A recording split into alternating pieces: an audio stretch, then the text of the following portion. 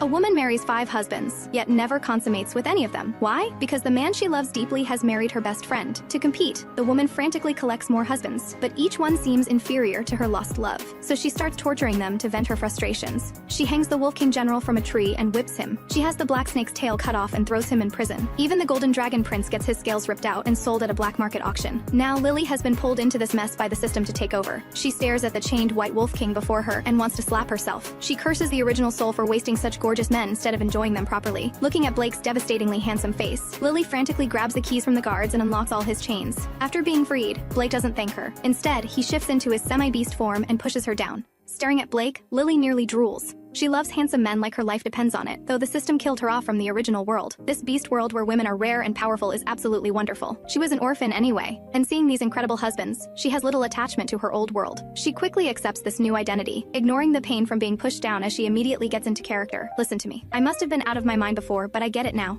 Everything I did was wrong. Divorce. Your sweet talk won't work on me. We're getting divorced today. Blake can no longer endure Lily's cruelty, especially since she threatened his family to torture him this time. Wolves are pack animals. Even with evolution, they keep their nature. Family has always been important to him, especially since Blake is White Wolf King bloodline. He has an inborn duty to protect his family. But after divorce, you'll face punishment and won't be able to work anywhere. You simply can't survive. Isn't living with you punishment enough? Blake's eyes fill with despair. As the youngest general in history, he should have had a bright future, but it's all ruined by this woman. No army would recruit a divorced man. They'd think someone disloyal to his lady would be even more disloyal to his country. I will change. Lily's eyes are full of sincerity. She feels the system brought her to this world to save these people. Change? You couldn't change if the world ended. Blake finally can't contain his fury. He walks up to Lily and lifts her entire body with one hand. With a super loud sound, Blake's cheek shows a red mark from Lily's kiss.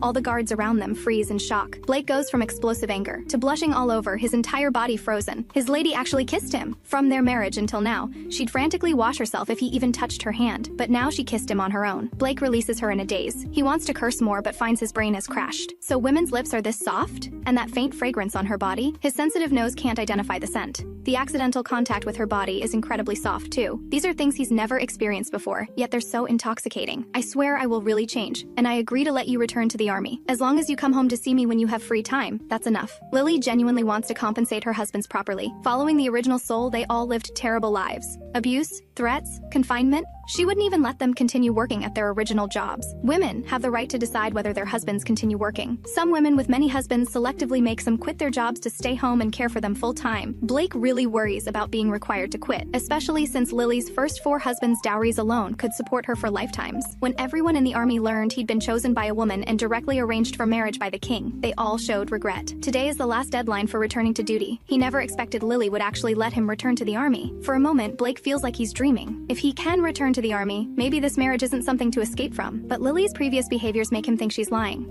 I'm letting you go back right now. She stuffs the house's magnetic card into Blake's pocket, looking at him with sincere eyes. Blake immediately takes the card and rushes out of the confinement room straight to the main door. The door actually opens. He's free! Blake looks back at Lily in amazement. She's not like usual, crying and making scenes the moment she sees him trying to leave. Instead, she looks at him with relief. I'll apply to the army to come home every day. Seeing Lily really has no intention of backing down, Blake also compromises. After sending Blake away, Lily suddenly feels bored. That damn system gave her advanced mental soothing abilities and then completely disappeared. She immediately continues receiving the original soul's memories, and what she receives is shocking. All 5 husbands have been tormented, and 1 is still missing. The key question now is whether to go to the black market auction first to save that dragon, or to the underground prison first to save that snake. Being late for either would be very troublesome. After thinking it over, she decides to go to the auction first. The snake in prison won't run away, but if she's late for the dragon, he might really be bought by someone else. She quickly runs out the door, only to discover she doesn't know how to use the transportation here. The original soul had barely ever left the house. My goddess, do you have some urgent matter? A very expensive-looking vehicle slowly descends from above. Please take me to the black market. It's rare to see such a noble lady appear on the streets. Having you ride in my car is my honor, no trouble at all. Soon they arrive at the black market entrance. She'd originally thought the black market would be like street alleys where small-time crooks gather, but it turns out to be extremely luxurious. The moment Lily enters, everyone consciously makes way for her. A servant even nervously hurries over. "Hey, my beautiful goddess, what would you like to purchase? For you to personally come to such a place, are the guards assigned by the Women's Protection Agency not doing their duty properly?" The servant fearfully guides her to a separate, prestigious private room. This gives Lily a new understanding of women's status in this world. Lily says to the servant, "I'm looking for someone. His name is Jensen, and he's my husband." Lily nervously fidgets with her fingers, not knowing if this conforms to the auction house's rules. The servant looks at Lily in shock. It's common for husbands who don't please their ladies to be sold off, but this is the first time he's seen a lady regret it. When she sees Jensen's tall frame trapped in a narrow iron cage, Lily's regret reaches its peak. If only she could have crossed over earlier. Now she's left with a mess to clean up. How to comfort so many men? What a headache. Though there's distance from the iron cage, she can still see the bloody traces on Jensen's semi-transformed tail and the scales the original soul had plucked off. Before she can speak as she approaches, Lily is directly knocked to the ground by Jensen, who's been released. There are exclamations all around. Some go to call guards, while the bolder ones come to pull Jensen away. Everyone out. We need to talk privately. Looking at the suddenly enlarged handsome face before her, Lily swallows hard. Jensen's eyes are filled with venomous hatred right now, making Lily gasp. She feels this guy might directly transform into his beast form and devour her alive. Come home. Give me a chance to make it up to you. Home? Damn it, I'm going to your grandmother's home. Jensen grabs Lily's neck and unleashes a tirade. Is this what you promised when you said you'd treat me well? I gave up my royal status. And you play this game with me? Jensen's breathing becomes heavy with excitement. As a golden dragon, Jensen had originally been a royal prince. If he wanted to keep his royal status, he either had to marry princesses from other planets, or marry nobility. Unfortunately, Jensen's temper was too explosive. After being rejected in marriage multiple times, he began to give up on himself, which led to his involvement with the villainous original soul. But Lily's family were just ordinary hereditary ministers. Naturally, Jensen could no longer retain his prince status. At that time, the original soul's first love was also newly married to her good friend, so the two had this absurdly quick flash marriage. Jensen had once truly thought the original soul was his salvation. Among the 5 husbands, only Jensen had ever truly loved the original soul. Being choked, Lily feels she can't breathe. Her hands struggle to remove his hands, feeling like she'll be strangled to death if this continues. Suddenly, Jensen's pupils become even more crimson, though she's never manipulated mental power. Lily knows Jensen is about to go berserk with his transformation. Jensen's fingers gradually become harder, his claws seeming like they could snap her neck with just a little force. Didn't you say you wanted to talk privately? Why don't you dare speak now? Lily is completely immobilized, facing the threat of death. Her terminal issues a red alert. This is a special alarm installed by the protection agency to protect women's safety, used to monitor their life conditions in real time. When Lily processes this memory, she's both amazed by the advanced technology and feels a chill. They're treasured, like precious objects, yet monitored at all times. Since you're still thinking about that guy, then let's all stop living. Come to hell with me. He doesn't understand why. Despite all his efforts, Lily's eyes still only hold that damned man. The intense alarm and footsteps outside don't deter Jensen, but instead make him more frenzied.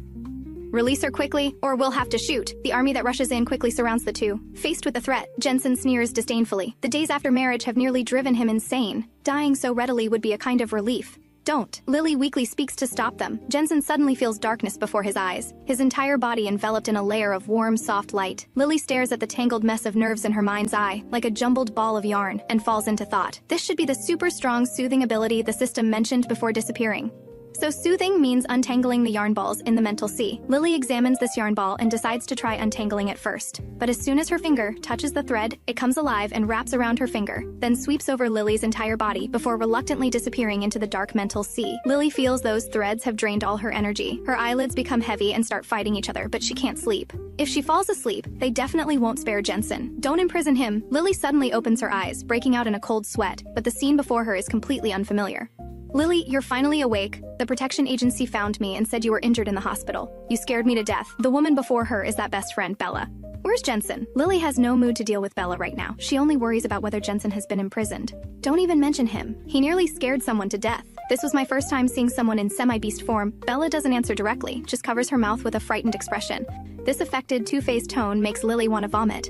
Lily, isn't one partner for life good enough? Look at all your husbands. What kind of situation has it become? Look how harmoniously Feldman and I get along. Bella is getting into her stride. The hospital room door is pushed open by an unfamiliar man. It isn't until the man lifts his head that Lily recognizes who this is. Isn't this the original soul's first love? Seeing the original soul's first love, Lily is somewhat puzzled. Feldman and Jensen are half-brothers with different fathers.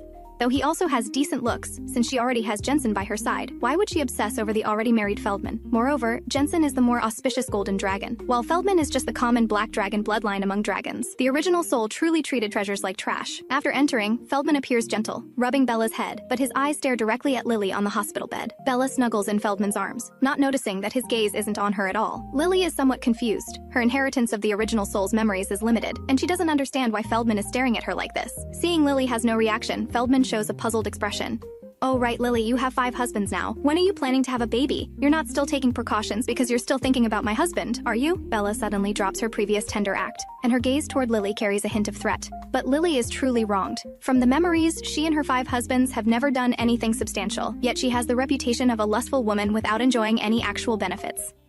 Bella, go ask the nurse when observation needs to continue. I'm a bit tired and want to sit for a while. Feldman suddenly changes the subject. After speaking, he even intimately kisses her. Bella is fooled by such a clumsy excuse and leaves. The hospital room is left with only Feldman and Lily. For a moment, Lily feels extremely awkward and can't help but turn her face toward the window, somewhat worried about where Jensen has been taken. I was only away from seeing you for 3 days. Why are you throwing a tantrum with me? Feldman actually sits directly on the hospital bed. Lily's eyes widen, not understanding what this situation is. Still pretending with me. What kind of playing hard to get tricked did you learn this time? So mischievous. Feldman interprets Lily's behavior as playing games with him and reaches out to touch Lily's face. Lily directly jumps off the hospital bed to dodge that wandering hand. What's the current situation? Is Feldman cheating within marriage? Or had the original soul been cheating within marriage? This plot doesn't match the memories. Why are such important memories missing? Are you crazy? By hierarchy, you should call me sister-in-law. Lily is about to explode. How does this first love have none of the purity that a first love should have? Were you knocked stupid? When did you become so affectionate with my brother? There should be limits to throwing tantrums. Shut up. No matter what we had before, that's all in the past. Don't say such inappropriate things. Feldman narrows his eyes. He suddenly can't understand the Lily before him. Previously, he thought Lily was easy to understand. Just a girl who liked competing with others and was somewhat rebellious. He enjoyed being able to control Lily's emotions at will. With just one small action, he could make her restless and unable to eat or sleep. But now she keeps talking about his useless brother, which is truly annoying. What inappropriate words. Weren't those all the sweet promises we made to each other? Feldman presses closer step by step. He doesn't believe people can change so drastically overnight. I admit that marrying Bella had an element of comparison. After all, her family's title is higher than yours. But this doesn't affect us continuing our relationship, does it? You said this yourself. Besides, what's so good about my brother? He's nothing but a useless waste. Seeing him getting more excited, Lily raises her hand and slaps him across the face. Feldman looks shocked as he covers his cheek. Carrying on with other women behind your lady's back. You really have no shame. Just based on what you did today, I could send you to prison. She'd thought the original soul's first love was some kind of sacred existence, but he turned out to be just a madman controlled by jealousy. Lily directly opens the hospital room door to leave, but crashes directly into a solid chest. Looking up somewhat puzzled, she sees Blake's somewhat gloomy expression, still in military uniform that he hasn't had time to change out of. He rushed over as soon as he got the news, but just as he reached the hospital room door, he heard another man's voice inside, instantly feeling like a clown. How did you get here? Lily doesn't realize at all that Blake is already angry. Passing by after work, came to see if you were dead yet. After work? Lily looks at the time on her terminal in surprise. I actually slept that long. Do you know where Jensen was taken? General, long time no see. That guy Feldman actually has the nerve to walk over. Yes, Chief Justice. Last time we met was when judging planetary criminals. Blake smiles without warmth. Feldman naturally sees Blake's displeasure but doesn't take him seriously at all. Just a young punk who got promoted so quickly by relying on his bloodline to achieve military merit. How could he compare to his family background? Doesn't the Chief Justice need to accompany his own lady? My lady is sick and needs to be taken home for proper rest. We don't have time to wander around outside with you. Blake hasn't heard the complete conversation but can somewhat tell that Feldman has other thoughts about Lily. When I arrived, I already asked the doctor. They said she could go home to recuperate, but your good friend seems to have other ideas about that doctor. I saw them chatting very happily. After speaking, Blake bends down and directly lifts Lily in his arms, leaving only Feldman in confusion. It isn't until he can't see their figures that he realizes what Bella was trying to do in the doctor's office, and frantically runs toward the doctor's office. So where exactly did Jensen go? He didn't attack me on purpose. Before Lily can finish her sentence, she's thrown into the passenger seat. He won't die, but if you keep mentioning him, that's hard to say. He rushed over anxiously to see Lily, but she keeps thinking about another man. Sure enough, the more proactive you are, the less you're valued. The more he thinks about it, the angrier he gets, and the entire car fills with low pressure. For a moment, Lily is too scared to say a word. After all, Blake's work belongs to the military, which has jurisdiction over prisons. If she makes Blake angry, Jensen might really die. The two drive to the front door of their home. Blake bends down into the passenger side to carry her out. Lily quickly refuses, but Blake ignores her and directly carries her into the room. I have hands and feet. You don't need to keep carrying me. You should go do whatever you need to do. Doesn't my lady know what her husband should be busiest with at night? With that, he forcefully presses Lily completely down on the bed. Lily's face instantly turns red as she pushes against Blake's chest. But this man can't be budged at all. Lily feels like her heart is about to jump out. Blake doesn't care and buries himself deeply in Lily's neck. The warm sensation makes Lily can't help but cry out. But just then, the doorbell rings. Ain't up quickly, we have guests at home. Only then does Blake reluctantly let go of Lily, licking his lips unsatisfied. Such a wonderful scent. Opening the door, they see a group of people in police uniforms standing there. This formation scares Lily. Honorable lady, we are staff from the Women's Protection Agency. Because our terminal detected that you encountered danger today, we want to understand your current situation and what kind of treatment you plan for the husband who attacked you. Should we send him to the underground prison like your previous husband? Previous one? Lily's new memories still can't keep up, and she doesn't react for a moment. Your previous husband, Alton, who was sent to underground prison for attacking you. The staff member brings up Alton's photo. The terminal displays a clean face with gold-rimmed glasses on the bridge of his nose. Combined with those sharp and mature features, Lily feels only one phrase can describe this Alton: a wolf in sheep's clothing. Do I have the right to have both of them come home now? I think we might have had some misunderstandings before. Speaking of suffering the original soul's torture the longest, that would be Alton, since he was the first to marry the original soul. The two had been neighbors before, and he'd taken good care of the young original soul. Later, they naturally got married under their parents' arrangement. Alton also gave up his researcher job to stay home as a house husband, but now he'd actually been sent to prison by the original soul. She suddenly realizes that each of these husbands really has their own tragic story. The staff think they misheard. After all, the interstellar gender ratio is completely imbalanced. Sometimes an entire planet might not have even 10 women, while two-legged men are everywhere.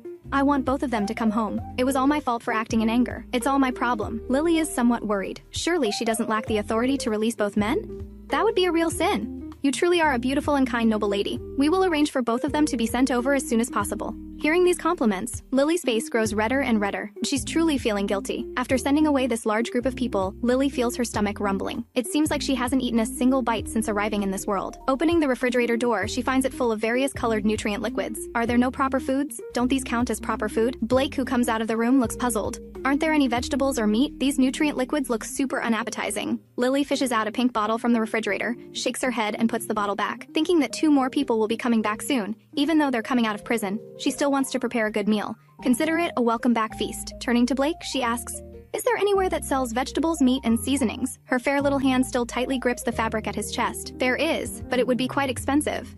Blake turns his face away somewhat uncomfortably, a suspicious red appearing around his ears. He always feels like Lily has suddenly become a completely different person. The previous Lily would never get so close to him. "Could you lend me some money first? I'll pay you back when I get a job." "Isn't the money all in your terminal? Were you scared stupid today?" Blake almost suspects that Lily has been switched out for someone else. After marriage, men have no right to continue controlling property. Otherwise, women who can't work would starve to death. To prevent this situation, after marriage, men's asset accounts automatically link to women's terminals. Opening her terminal and seeing those countless numbers, Lily nearly drops her jaw. What exactly are you planning to do? Blake helps Lily open the delivery interface on her terminal. Of course, cook for Jensen and Alton. The little woman excitedly stares at the screen in front of her, carefully adding needed items to her shopping cart one by one. Blake has seen Jensen and Lily's interactions for a few days. They were indeed terrible. He feels that if not for the protection agency, Lily would have been broken into several pieces long ago. As for what grudge Alton had with Lily, he isn't clear, but he knows Alton is Lily's first husband. To have escalated to this point, their grudge wouldn't be any less than Jensen's. After placing the order, Lily excitedly rushes toward the kitchen. Blake's gaze follows Lily's footsteps toward the kitchen. She can cook? She probably plans to poison those two directly. Feeling uneasy, he follows. Looking at the kitchen utensils, Lily can't help but complain internally. This kitchen can only handle simple meals. She'd have to renovate this kitchen when she has the chance, otherwise cooking would be restricted. The ingredients arrive quickly. Blake proactively places the heavy bag on the table. Lily can't contain her excitement. In her original world, she grew up in an orphanage. Life had always been tight, and there were many things she wanted to eat but couldn't afford. Now her cooking skills learned from working in restaurants finally have a place to shine. She then asks Blake to wash the vegetables, but he expresses that he really doesn't like eating vegetables, especially leafy greens, though he reluctantly complies. As Lily starts heating oil in the pan, she feels that Blake watching from the side is like a ticking time bomb that might suddenly rush over and cover the pot, affecting her performance. So she simply shoos him out of the kitchen and tells him to wait outside to eat. Watching Lily busy in the kitchen while he sits comfortably on the sofa waiting, Blake is very worried that this might get him arrested by the Women's Protection Agency. The doorbell rings again. It's still those staff members. After handing the keys and people over to Blake, the staff leave. Alton remains relatively calm, just looking pale. Jensen, on the other hand, is completely furious. Even though his hands are still bound with chains, he takes a quick step trying to rush in and kill Lily. Blake swiftly blocks him. "Have you been drugged? Didn't you want a divorce from the moment you got married? Let me be the bad guy. If she dies, at most you'd be considered widowed, and you wouldn't have to bear the punishment of divorce." Seeing Blake blocking him, Jensen looks incredulous. Blake had clearly been in a life-or-death state when he first got married. At that time, Jensen had even comforted him and told him to stay calm. How is he now standing on Lily's side instead? "If you want to kill her, pick a time when we're all not here. Do you think her terminal is just for decoration?" Blake doesn't know what's wrong with himself either. He instinctively blocks Jensen. "We have guests. Why not invite them in?" Lily's little head suddenly pops out from Blake's side. This appearance makes her regret it immediately. She'd thought some guests had arrived, but it turns out these two big Buddhas have been sent back. Why are they still chained? Shouldn't all the locks be removed before sending them back? Both men even have bite guards on their faces. They said the decision was up to you. Blake hands over the keys, but Lily directly pushes them back to him. "You go unlock them. I still have soup inside. Once you've unlocked them, hurry in to wash your hands and eat." She isn't stupid. Jensen's current expression looks like he wants to tear her apart alive. After speaking, she quickly returns to the kitchen, looking at Lily's slender back, the butterfly bow tied somewhat clumsily, and the fluffy house slippers on her feet. The three men's gazes follow her into the kitchen. For a moment, they feel something soft in their hearts being touched. Jensen and Alton sit stiffly and unnaturally on the sofa, watching Lily single-handedly bring dishes from the kitchen to the table. At this point, Alton finally speaks his first words of the day. Is this some new android technology? Did Lily go pursue some new true love and just abandon this whole household? He's been in prison for almost half a year and marvels at how quickly technology is developing. What are you talking about? You can't find a charging port on me, can you? Lily has just finished setting a table full of dishes when she hears Alton say this. Lily walks up to Alton somewhat angrily and grabs his chin defiantly. As the first husband to marry me, shouldn't you know best whether I'm the real person or not? I'd have to personally verify to know for sure. Alton is as direct in action as in speech. His large hand directly slips under Lily's loose clothing. Lily can't help but scream, blushing as she dives into Blake's arms. Seeing Lily diving into Blake's arms so readily, both Alton and Jensen are very displeased. So that's why you've changed. You've got a new favorite. Jensen's tone is somewhat sour, and the atmosphere gradually becomes tense again. The food will get cold. Hurry up and come to the table. Lily feels somewhat awkward. In her previous life, she hadn't been good at interacting with men, let alone handling so many men's relationships simultaneously. Seeing the aromatic and visually appealing dishes on the table, several people are somewhat shocked, even suspecting this might be some new type of poison. Don't just drink those nutrient liquids every day. Good food is also a form of mental healing. Lily excitedly picks up a piece of braised pork and brings it to Blake's mouth. She doesn't dare do this with Jensen for now. That guy keeps saying he wants to kill her, ranking first in danger level. As for Alton, that so-called childhood sweetheart, her intuition tells her that people who always squint their eyes are definitely not good people, not to mention the original soul had tortured him for so long. His hatred for her probably isn't any less than Jensen's, just that this guy is better at acting. She can only get close to Blake now, seeking his help. Blake looks at the braised pork at his lips and feels very uncertain inside. Is this thing really not poisonous? Didn't you say you don't like vegetables? This is pure meat. Lily looks puzzled and can't help but lean forward more, revealing a patch of snow-white skin in front of Blake's eyes. Blake only feels heat gradually spreading. You guys eat first, I'm going to take a shower. He says this and runs into the bathroom. Not giving up, Lily turns and offers it to Alton. With one glance, Alton immediately understands. He can't help but sneer inwardly. Still just a little wolf cub after all, not taking advantage of such an opportunity. If I eat this, will you give me mental soothing tonight? Instead of dodging, Alton begins making conditions with Lily. Mental soothing is just organizing those yarn balls, right? A very easy thing, just a bit tiring afterward. Lily agrees very straightforwardly. This leaves Alton somewhat stunned. Before he went to prison, Lily had been very disdainful of giving mental soothing to her husbands. Even all women dislike it because it's not only very draining physically, but could also make the body unable to cope. After Alton confirms again, he straightforwardly swallows that piece of braised pork. Being amazed by the taste, his eyes hold an indelible predatory look. Very delicious. 10,000 times better than the chefs at the elite academy. Hearing Alton's response, Jensen scoffs. One by one, they're all sucking up. He doesn't believe Lily can really cook. He directly picks up a piece of chicken, eats it, then stares blankly at Lily, but he just can't bring himself to say any complimentary words. Alton picks up a piece of meat and brings it to Lily's mouth. She's been busy for so long and hasn't had a chance to eat a single bite. She's really quite hungry now. So they reach this strange consensus. No one mentions past grievances. From childhood to adulthood, Lily has never enjoyed such treatment. In front of her are delicious delicacies, and beside her sits a handsome guy with solid muscles feeding her throughout the meal. This is simply heavenly life. When Lily makes eye contact with Alton again, she can't help but blush. This man is so gentle right now. Earlier, it was her own dirty mind seeing everything as dirty. This is clearly just a super caring mother hen. You're so good to me. No one has ever fed me before. Seeing Lily's sincere eyes, Alton feels somewhat ashamed of his own impure thoughts. After everyone finishes eating, Lily plans to clean up the dishes. Jensen sees Lily voluntarily starting to clean up, as if he's seen a ghost. How could someone so lazy and moody suddenly take initiative to do housework? Then Jensen steps forward to take over the heavy work. He can't make a move on Lily when other husbands are present, or they'll be implicated too. Now isn't the best time. He plans to focus on surviving first. Let's go back to the room for mental soothing then. Do you want to shower first, or should I? Alton says. Mental soothing requires a shower? Lily is a bit confused. When she gave Jensen soothing before, there was no showering involved. We don't have to shower. With that, he effortlessly lifts Lily up and heads toward the bedroom. But just as they reach the door, Blake, coming out of the bathroom, blocks their way. You can't deceive this girl like that. How am I deceiving? She agreed to this herself. We're all men. Don't think I don't know what you're thinking. Lily is somewhat confused, caught between the two men. Blake's expression is very unfriendly, his posture unusually assertive, and he even tries to reach out and take her from Alton's arms. But the two men speak as if in riddles, leaving Lily unable to understand. What business is this of yours? What, have you been bought by her after just a few days of marriage? Alton retorts while not forgetting to use more force with his arms. A battle is about to break out. In the blink of an eye, Blake has already grabbed Alton's arm, trying to use force to rescue Lily. Lily feels herself swaying precariously sitting on Alton's arm. What's there to fight over? One person per day isn't that good enough? One person per day? That's a nice thought, but with your small frame, you probably can't handle it. Jensen, who was still cleaning up in the kitchen, suddenly appears. After I finished giving you mental soothing, I only slept until evening. It didn't feel that difficult. I could even do 2 in one day, Lily says somewhat proudly. It seems that runaway system left her with quite a useful skill. You gave me mental soothing? Jensen is extremely shocked and can't help but grab Lily's wrist. He had always thought he was just lucky, able to stabilize his emotions on his own, even in semi-transformation form. For a moment, he can't believe that the proud Lily would condescend to use her own body to soothe him. Because mental soothing is something that consumes both physical strength and mental power. Even though some women choose to perform only physical soothing for convenience, with women's weaker physiques, it's still quite challenging physical labor, not to mention pulling him back from the brink of complete transformation to human form. Such soothing ability might not be found anywhere in the entire Galactic Federation. What? You gave him mental soothing? Now it's Blake's turn to be shocked, his fire immediately redirecting toward Jensen. You actually gave him mental soothing first? Alton's fire also redirects toward Jensen. I'm your first husband. Shouldn't your first time be with me? The originally refined mask finally cracks as Alton can no longer maintain his composure.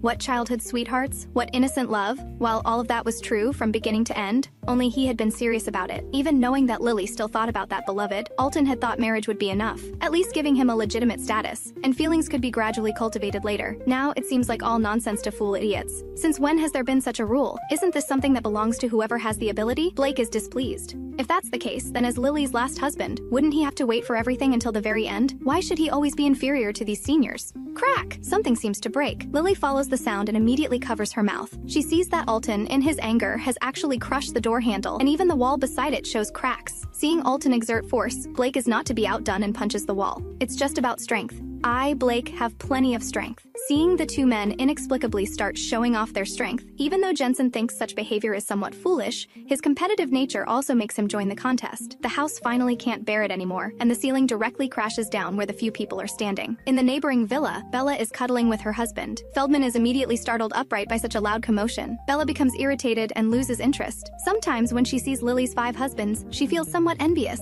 After all, everyone likes being surrounded by different types of handsome men. The doorbell rings at this moment. Looking through the terminal, she sees Lily holding a pillow with her 3 husbands standing outside. If not for Bella stopping him, Feldman really wants to keep these people locked outside. Not only did they ruin his good time, but now they're disturbing his home too. Bella, my house collapsed. Can we stay at your place for one night? Originally, Lily planned to just make do for one night, but Blake has to work tomorrow, and the 2 semi-transformed men are in a vulnerable state right now. They need a safe and comfortable place for mental soothing. Their villas are all distributed by the royal family upon coming of age, so accommodating the 4 of them shouldn't be difficult. Bella and Feldman exchange glances, each with hidden motives. Finally, Feldman gets out of bed to open the door. As soon as she enters the house, Lily very carefully maintains distance from Feldman. There are many guest rooms. 1 person per room isn't a problem. I'll show you the way. Feldman pretends not to notice Lily's distance and reaches out to snatch her special little pillow. Blake beside her unceremoniously grabs back the little pillow. No need to trouble yourself. We'll stay in the living room. We can watch each other and stay safe in case some people have ill intentions. How can that work? You stinky men can sleep on the sofa, but my Lily must sleep in a bed. Bella also comes out of the bedroom. Her scantily clad appearance immediately makes the 3 men look away. Lily can't help but swallow. She also loves looking at beautiful women, and this one looks very touchable. Lily, sleep with me. We haven't chatted in so long. Bella doesn't mind these men's gazes at all. Instead, she presses against Lily's arm, stunning Lily with how soft it is. No way. Before Lily can agree, Blake pulls her arm. Lily, your husbands really care about you. Seeing Blake being so domineering, Bella is naturally displeased. She has no interest in letting Lily sleep in her bed. She just doesn't want Lily's husbands surrounding her like this.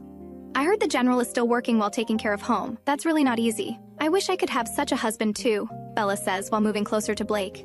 That's because my lady allows me to work and realize my self-worth, Blake says while dodging behind Lily. Lily naturally sees through this little scheme, but seeing Blake being so principled, she feels somewhat relieved. Bella sees that the relationship between Lily and these husbands has somewhat improved, and she's very displeased. Just recently, Lily was still complaining to her frequently, and she could take the opportunity to pick treasures from Lily's dowry vault. Lily still favors you the most. As for the other 2, I don't see Lily letting them continue working either. Semi-transformed people can't appear in public, so how can they work? Lily taking them in at home is already a great favor. Bella smiles somewhat smugly, even starting to anticipate these 3 men fighting. I don't mean that at all. Lily looks at Bella in shock. What happened to being best friends?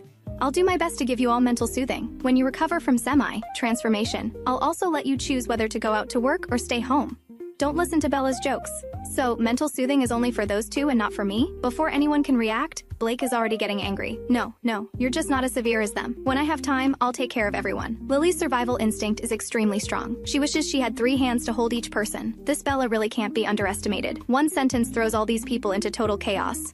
Who gets soothing tonight? Blake doesn't care about anything else. Whoever gets it first wins. Lily is pulled toward him and falls into his broad chest. You certainly can't handle 3 in one night, Jensen says teasingly with his arms crossed, waiting for Lily's choice. If Lily chooses someone else tonight, he really wouldn't mind finding the right moment to steal her away. Either way, she'll die by his hands eventually, or it won't be worth all the suffering he's endured. Blake, your condition is still okay. Alton's situation is more serious. Let's start with him tonight. She doesn't dare provoke Jensen for now. Better wait until there's a third person present. Blake hesitates to speak. Instinct makes him want to monopolize Lily, but Lily's own choice forces him to comply, or else a charge of disobedience would be enough to make him lose the job he worked so hard to recover. It's just that before marriage, he had already been tested. The high-intensity use of mental power and his usual physical development have brought his mental power surge level close to the red line. This is also why he agreed to marry. Then it seems we'll have to trouble Miss Bella for a guest room today. Alton steps forward and firmly pulls Lily into his arms. There are many rooms. Pick anyone, just don't wreck my house. Or even Lily's reputation won't help. Bella had been hoping to watch the drama, but instead of seeing these husbands disgust toward Lily, she sees them all fighting over her. How disappointing. Feldman beside her also looks displeased. He really thought Lily and these husbands were in a broken relationship. That's what Lily had told him personally. But which broken relationship involves such intimacy? Even saying embarrassing things like 3 in one night. Alton doesn't waste words and directly picks up Lily, heading toward one of the rooms. After placing her on the bed, Alton can't help but ask his question. Why did you choose me? Among these husbands, if not for the elder's strong encouragement, Lily probably wouldn't have married someone as boring as him. Apart from being rather cold, you're actually not that scary. Lily reaches out to gently stroke those snake-like cold-blooded scales. She can hardly imagine how cool it would be to sleep holding Alton in the summer. As for why I chose you, does it matter? I don't think I had any other choice at the time. Weren't there those two? Didn't you say you hated me the most before? You said that if not for the elder's friendship, you would never marry someone like me who only thinks about experiments. And you said you really hate snakes. What if I accidentally lose control tonight and fully transform into a snake? Alton gently lifts Lily's chin with his finger. Blake is temporarily normal. As for Jensen, I'm afraid he'll kill me. Lily isn't lying either. Alton and the original soul could be considered an old married couple. The level of mutual understanding between them probably can't hide anything. Besides, I think you won't kill me. Lily's certainty makes Alton can't help but laugh mockingly. The extra years I've lived aren't for nothing. I wouldn't be as childish as Jensen, using such clumsy methods to kill you. I would lock you up and experiment on you, injecting you with various drugs whose effects even I don't know, making your life worse than death. The cold body temperature combined with the cold tone instantly makes Lily feel as if she's fallen into an ice cellar. Then, when you fully recover, go back to work at the laboratory. I'll wait for you to develop the drug you mentioned. Alton is directly stunned, looking at Lily in disbelief. Didn't you dislike me going out to work? Who exactly are you? Alton reaches out to grip Lily's waist. Can't I suddenly have an awakening? I think going out to work is quite good. Lily very guiltily lowers her gaze. You having such awareness? Aren't you afraid that once I return to the lab, the first thing I'll do is use poison on you? Alton says seriously, as if he's been waiting for this day for a long time. Aren't you afraid your family will be implicated? Lily is indeed somewhat frightened and shrinks back, but Alton grabs and pulls her back. Weren't they all killed by your family? Are you really playing dumb with me, or have you truly forgotten? Let's not talk about these useless things. I need to get rid of this condition. Start the soothing. Actually, Alton is also very nervous. This is the first time a woman is willing to give him mental soothing, but he has no idea how to do it. Even each woman's mental soothing might be different, because so far, no related materials or tutorials have appeared. This entire process seems to only be passed down among women, and husbands only know what it's about after experiencing it. Alton waits for Lily's actions, countless scenarios flashing through his mind, but there are no anticipated intimate actions. Lily simply slowly embraces him, and the two fall into sleep. Compared to Jensen, Alton's mental threads are more chaotic and seem to have gained aggressiveness. Every time Lily touches one thread, her fingers feel needle-like pain. After organizing just a few threads, Lily can't help but collapse in the mental space, gasping for breath. Her arms ache terribly, both tired and painful. But looking at that large mass of chaos, she has no choice but to grit her teeth and continue. In the end, whether from exhaustion or pain, Lily only knows that when she wakes up, she's lying in a hospital bed again. She tentatively moves and receives arm soreness in return. You're awake. Blake sees Lily moving and immediately comes closer to check on her condition, also pressing the bell to call the doctor. How long was I asleep this time? Lily could anticipate that giving men mental soothing would consume her own physical strength, but she didn't expect that soothing Alton would be so draining. Last time she only felt tired, a whole day and night. We were scared to death. Blake's eyes are full of bloodshot exhaustion. They waited all the next day for the two to come out of the bedroom. Finally, Blake broke down the door and discovered both of them lying unconscious on the bed. Where's Alton? Lily can't help but worry. Surely he won't be locked up by that protection agency again because of this. Still thinking about him? He's in the next room. Hearing Lily's first words being another man's name, Blake feels this life is really frustrating. She doesn't even care about him, the one who's been keeping watch here. Will the general get jealous too? She thought such successful people would be more emotionally detached. Thinking this, Lily can't help but laugh. What jealousy?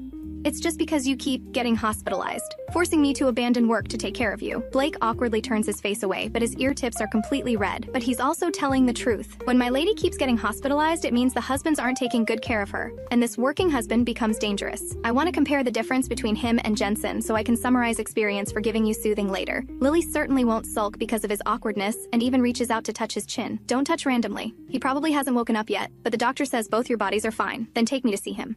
Lily is also somewhat scared. If one session is this difficult and the effect is minimal, it feels like punishment for her. He's thick-skinned and won't die. Blake forcefully pushes Lily back onto the bed. He's really scared now. This girl really knows how to cause trouble. Maybe one day he'll have to tie her down to keep her still. At this moment, the sound of a growling stomach reaches both their ears. Lily blushes red with embarrassment. In the hospital, can I only drink nutrient solution? Then she looks pitifully at Blake. Private rooms are basically like being at home. There's also a kitchen, just simpler. Blake grits his teeth. You stay in bed properly. I'll make something and bring it to you. Don't get out of bed and wander around. Seeing Lily nod obediently, Blake orders ingredients and heads to the kitchen. As sounds of commotion come from the kitchen, Lily, who is staring at the sky in a daze, gets startled. The noise inside sounds like two people fighting. Are you okay? Lily looks toward the kitchen questioningly. Don't worry about it. Blake is having an intense battle with the kitchen utensils. Not long after, he comes out carrying a tray, placing it somewhat expectantly on the bed table. Using a spoon to cool the soup and bring it to Lily's mouth, she sees that Blake's fingers have some small cuts. You didn't use the fruit knife to cut vegetables, did you? Aren't they all knives? As long as I can cut things up, isn't that fine? Blake doesn't really care about these cuts. Such small injuries are nothing compared to his usual training. Lily smiles and drinks the soup in the spoon in one gulp. Her expression instantly becomes strange, but this is Blake's first time cooking, so Lily still manages her expression with forced composure. Not bad. You're very talented. Hearing the praise, Blake is overjoyed and can't help but drink directly from the bowl. But the next moment, he spits the soup directly into the trash can. My God, how did you swallow that? He's about to pour the bowl into the trash, but Lily quickly stops him. Someone's first time cooking. Of course I have to support them. I'm going to finish this whole bowl. She pinches her nose and gulps it down directly. She must give Blake enough face and build favorability. These two both want to kill her, so she can only start with Blake, who seems easier to win over. Seeing Lily coughing from drinking it, Blake can't help but cup her face. Are you really Lily? How have you changed so much? Blake says this very seriously, making Lily feel guilty. You know, no one has ever praised me like this. Not my commanders, not my parents or relatives. It seems like no matter how hard I try, I'm never perfect enough. When you get better, teach me how to cook. He gently presses his forehead against Lily's, closing his eyes devoutly. The military uses suppressive management. Even though he's worked his way up to general, he can't escape the Galactic Federation's suppression. His family favors women over men. When he was young, they were very dissatisfied with him and his brothers. Seems like I came at the wrong time. A sarcastic voice accompanies the sound of the door opening. The two quickly separate. Lily somewhat embarrassedly turns to look out the window. Blake glances displeasedly at Jensen at the door, somewhat suspecting he timed his entrance. What are you here for? Alton's awake. Whether he's awake or not, what's it to you? Aren't we all brothers? Your brother is lying in a hospital bed while you're here flirting. Jensen is extremely displeased and really wants to drag Blake out for a fight. I only consider you a brother. I'd never met Alton before. When he married in, Alton was already locked up in prison. The two had never even met. He just cuddled with Lily a bit. How did it become like he did something sneaky? I hate this lovey-dovey stuff the most. Stop being disgusting. Just thinking about that scene makes him angry. What are you talking about? Is there a problem with me liking to cuddle with my wife? Lily can't quite understand what these two are saying, and it seems like she'd better not understand anything right now. I'm talking about you. So what? Jensen enters the room looking like he wants to fight right here. Alright, don't actually wreck the hospital. Can our family afford to pay for it? Blake's fighting ability is unclear to Lily, but she's witnessed Jensen's destructive power. I don't know if you're really stupid or pretending. Not even mentioning Iris and the others' dowries, just mine alone is enough to buy you a small planet to live on. When it comes to money, the little golden dragon prince has infinite confidence. The Iris that Jensen mentions connects with Lily's memories. That's the little prince of the merfolk from Aquastar. The dowries of 2 princes are indeed enough to live comfortably for 100 lifetimes. It's just a pity that before Iris was driven crazy by the original soul, he was taken back to his parents' home by Aquastar, under the pretext of celebrating the Mermaid Queen's birthday. Thinking about these things gives Lily a headache. The sins committed by the original soul are still too many to repay. Even so, we can't cause big trouble for people. No fighting, okay? First, let's go see Alton. Otherwise, I'll divorce the one who fights and stay with the non-fighter forever. Lily really has no choice. Sometimes when men fight, they're really like children. This kind of conflict and relationship is also hard to soothe. She can't exactly play with this one and then that one. The key is that stubborn tsundere might not even be willing to play. Compared to divorce, being locked with Lily forever is even more terrifying. Jensen immediately behaves, snorting coldly and walking ahead by himself. Seeing Alton sitting on the hospital bed with a good complexion, Lily feels relieved. But seeing Lily being carried in by Blake again, his face darkens. Don't you have legs? Alton's tone is gentle, his smile kind, and he's wearing glasses in a refined manner. But Lily feels a shiver down her spine from his stare. The original soul wasn't afraid of this type. But Lily is different. She's always been afraid of such people, because Alton always gives her the feeling of a disciplinary director, the type who would suddenly appear and catch students secretly playing with phones during study hall. After soothing you, I had no strength left in my whole body. Luckily Blake was there, or I couldn't have come to see you. Lily expresses her grievance. The outwardly calm Alton has actually quietly clenched the medical record in his hand. The medical record shows his physical condition is indeed much better than before. His mental rating has dropped from the original S level, approaching full transformation, to the current A level. Although it's only decreased by 1 level, he seems to be the first case in the entire galaxy to reach this level with just 1 soothing session. He can't help but think Lily is a living treasure. You look quite energetic. Doesn't seem like there's anything wrong. This time coming out of prison, somehow he can't quite read Lily's thoughts. Maybe Lily has grown up too. I do have problems. Giving you soothing hurts so much. Lily pouts angrily but doesn't dare lose her temper with Alton because looking at that face, she doesn't dare act up. Then rest well and don't continue giving me soothing. In my current state, I probably won't fully transform before I die. Don't casually come to the hospital anymore either. Let's discharge immediately and go home. We have more important things to do now. He's already asked former colleagues to help intercept their medical records and test results. These 2 medical files absolutely cannot enter the terminal archives. Why? Not only is Lily confused, but Jensen and Blake also don't quite understand. Alton looks at the 2 of them like they're idiots, a girl who just came of age not long ago. No expectations for her to know anything. But how do these 2 guys not know either? Idiots. We'll talk at home. Once home, Alton softens his tone. My mental rating is now only A level. If the Federation finds out, Lily will probably be captured for experiments. While speaking, Alton also covers the terminal on Lily's hand. Whether this thing has real-time monitoring systems is really hard to say, but if I really go to the Federation, I can help more men too. Semi-transformation must be quite uncomfortable. Thinking about men suffering, Lily always feels somewhat sympathetic. Are you really an idiot? Even Jensen, who usually finds Lily annoying, can't help but speak up. Even if they let you give other men soothing, it would definitely be men who are about to transform and are very dangerous.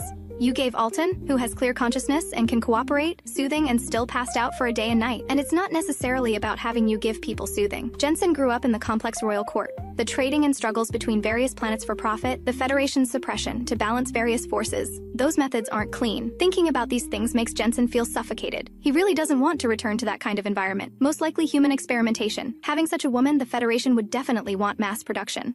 Blake speaks more realistically. He's indeed heard commanders discussing when mental soothing could be done by machines. Military personnel are a high-risk group for mental power loss of control, but women's bodies are too fragile and simply can't handle it. Lily couldn't think of so much and really thought women's status was untouchably high. She instantly turns pale with fright. Seeing Lily looking scared, the 3 men all tacitly stop continuing this topic. Lily originally wanted to help Blake, whose condition is somewhat better, with soothing. That way she shouldn't be as tired. But Blake seriously refuses. His current situation is actually okay. Seeing Lily still wanting to say something, Alton directly reaches out to grip Lily's head. Within a few seconds, she just feels her eyelids grow heavy and falls into Alton's arms. No need to be so rough.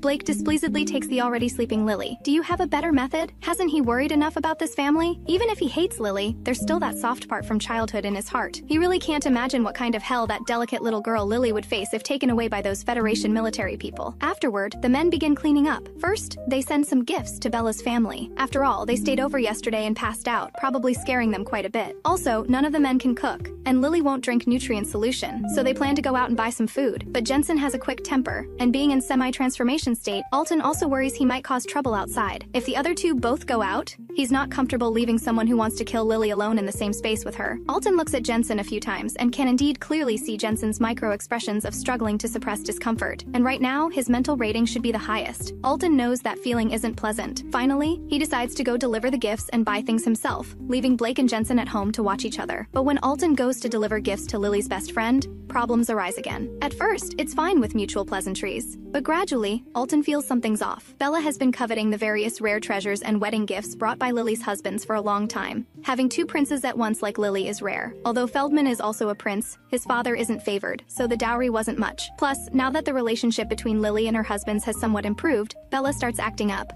Since you're here, come sit for a while. Bella smiles softly and even reaches out to pull Alton's sleeve. Alton refuses while somewhat shockingly dodging Bella's hand. He thinks there's definitely something fishy between Bella and Lily. Which good sister would try to grab her good sister's man?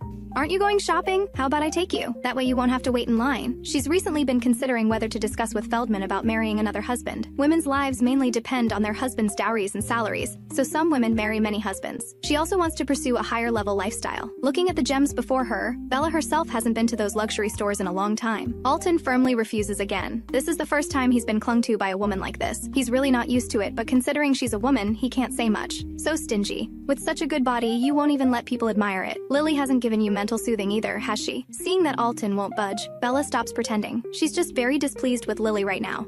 I can give you soothing, and you probably don't know about what happened between Lily and Feldman before. Why do you think I'm only staying with Feldman? It's because Lily insisted on marrying only Feldman before. I want to be better than her in everything, so I'll win this man and make him completely devoted to me. She directly grabs Alton's tie. Alton looks at her in surprise. Bella is about to move closer when Alton grabs her arm and pushes her away.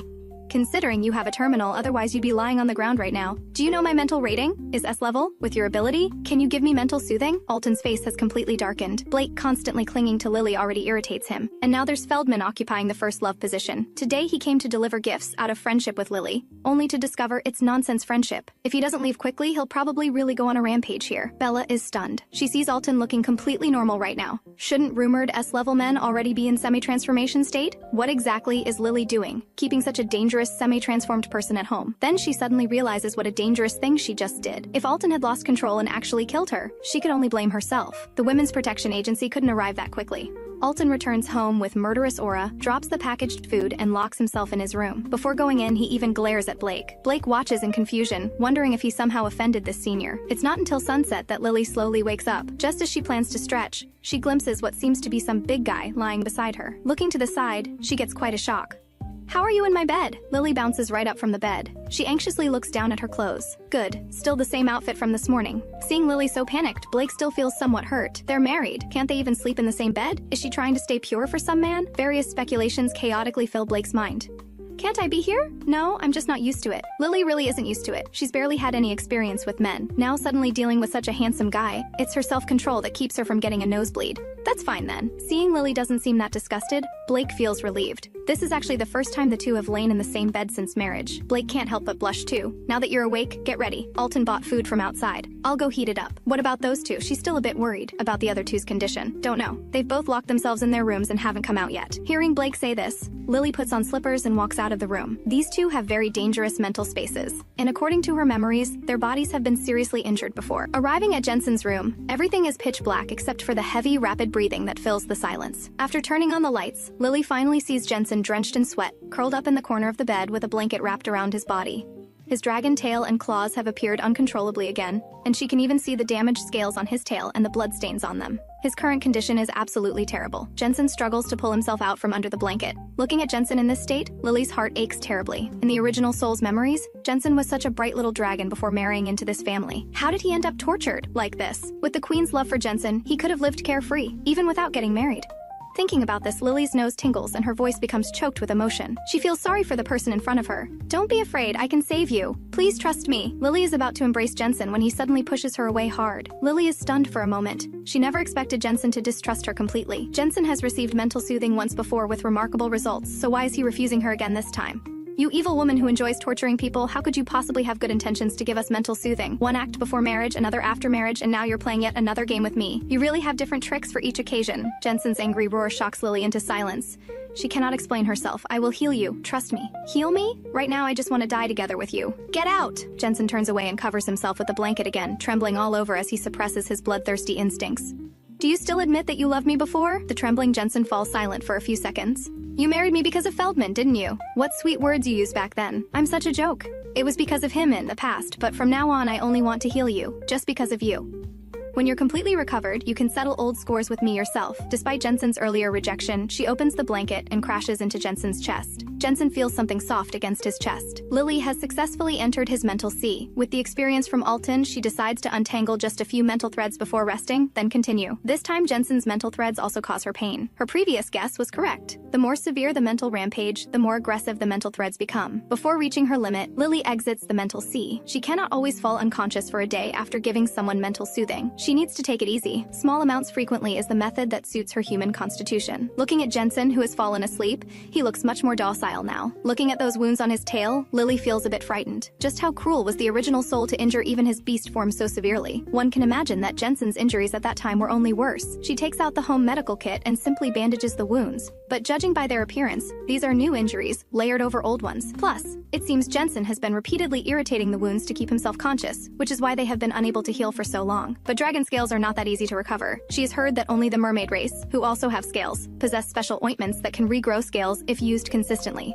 However, the original soul's relationship with Iris has deteriorated so badly that it has spread across 2 planets. Just thinking about having to win over other husbands for the sake of this husband gives Lily an instant headache. Before she can figure out how to pursue her husband, the little golden dragon who should be sleeping pushes her down onto the bed. Lily stares wide-eyed in shock. This plot is wrong. Shouldn't Jensen sleep soundly? Could it be that because she didn't use her full strength this time, he could only sleep for such a short while? Since you said your words from before marriage still count, shouldn't you first give me the most important promise? You said you'd sleep with me first. You haven't broken your word, have you? Lily's brain completely crashes. I don't think I said that. Before Lily can refuse, Jensen's actions forcefully interrupt her words. Lily feels her heart racing wildly. She's so scared she cannot control her body at all and cannot even speak. Then a sharp pain comes from her neck. Does it hurt? When you were torturing me before, did you ever think that I was in 10,000 times more pain than you are now? Jensen becomes increasingly dejected, trembling uncontrollably. The dual burden on his mind and body is really about to crush him. Go ahead and bite me, as long as it makes you feel better. As she speaks, she gently places her hand on Jensen's head. If a few bites can make Jensen feel better inside, her guilt will be reduced somewhat. Now it is Jensen who does not know what to do. If it were the previous Lily, she would definitely go crazy and torture him back doubly. If that were the case, he was already prepared to die together with her. But the Lily in front of him not only does not blame him, but is actually comforting him. This loosens Jensen's originally determined resolve to die.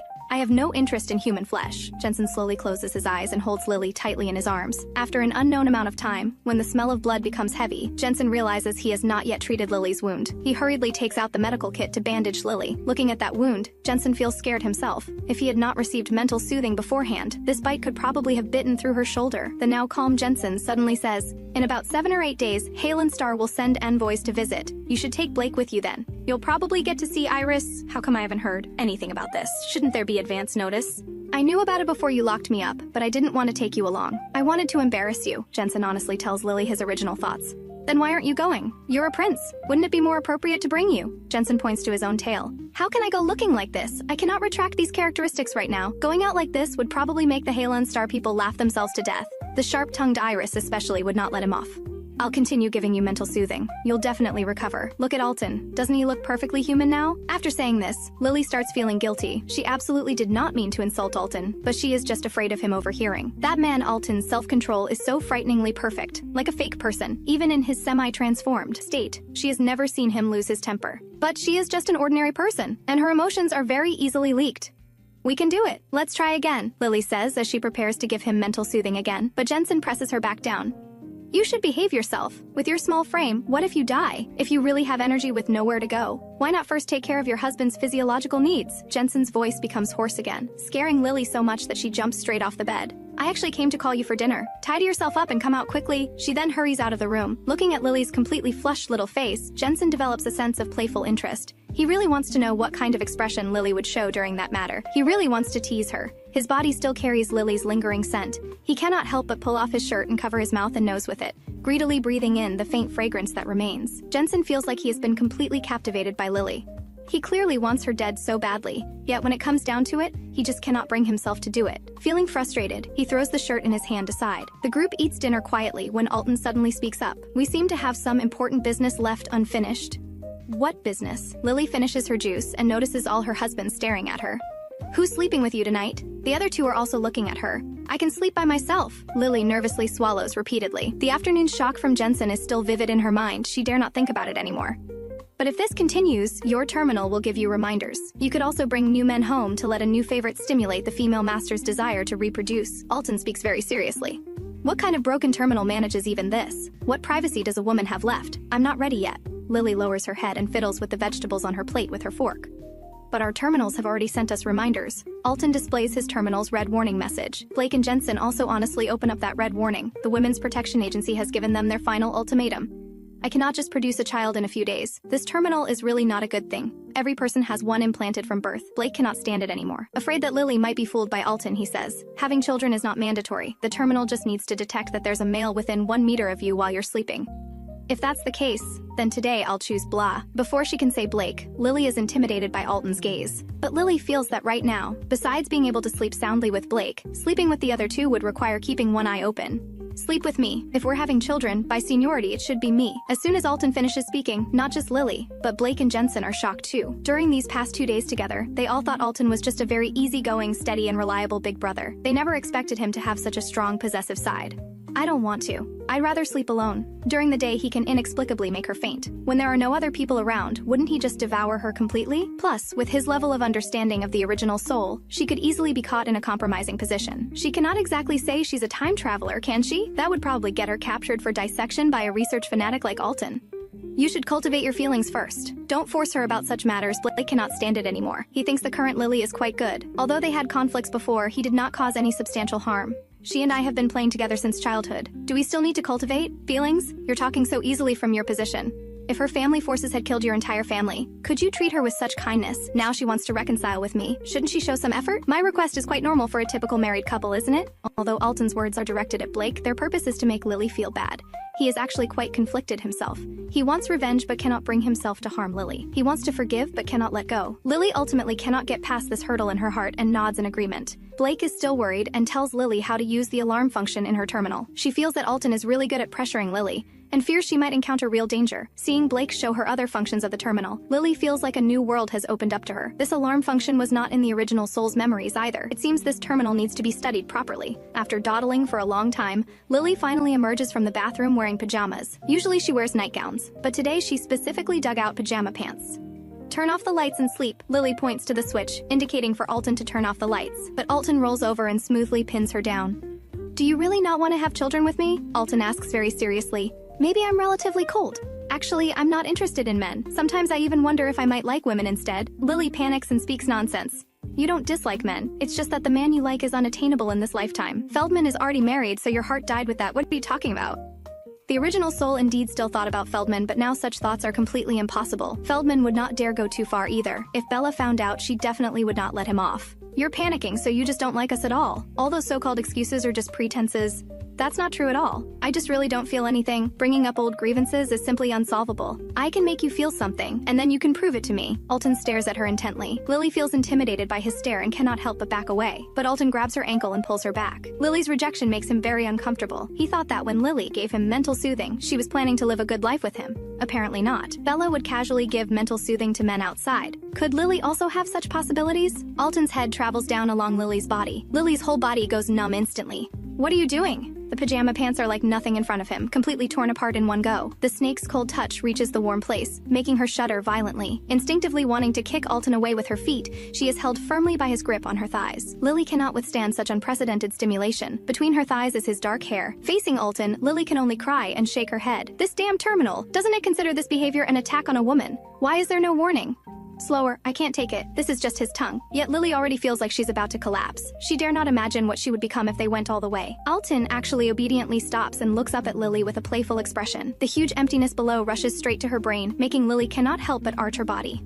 Does it feel bad? Alton gently wipes away the tears from Lily's eyes and just quietly watches her uncomfortable suffering. He has been planning this night for a long time, and now he finally has the opportunity. Even if he cannot get Lily to agree, he wants Lily to remember this feeling forever, unable to resist. Lily feels her voice becoming somewhat whimpering. I should have chosen Blake. At least he wouldn't bully me like this. Lily is completely wronged and sobs as tears fall. Her face shows obvious pleasure with an abnormal flush, yet her mouth calls out another man's name. Hearing Lily's sobbing voice, some dark desire is intensely satisfied. Lily goes completely limp and lets Alton carry her to the bathroom for cleaning. During the process, he is naturally restless in various ways, leaving her exhausted again. Lily does not even know when she fell asleep. She only knows that when she wakes up, Alton is no longer beside her. She slowly walks out of the bedroom. As soon as she steps out, she sees Blake preparing to go to work. Lily's eyes immediately fill with tears. She does not want this only normal person to leave.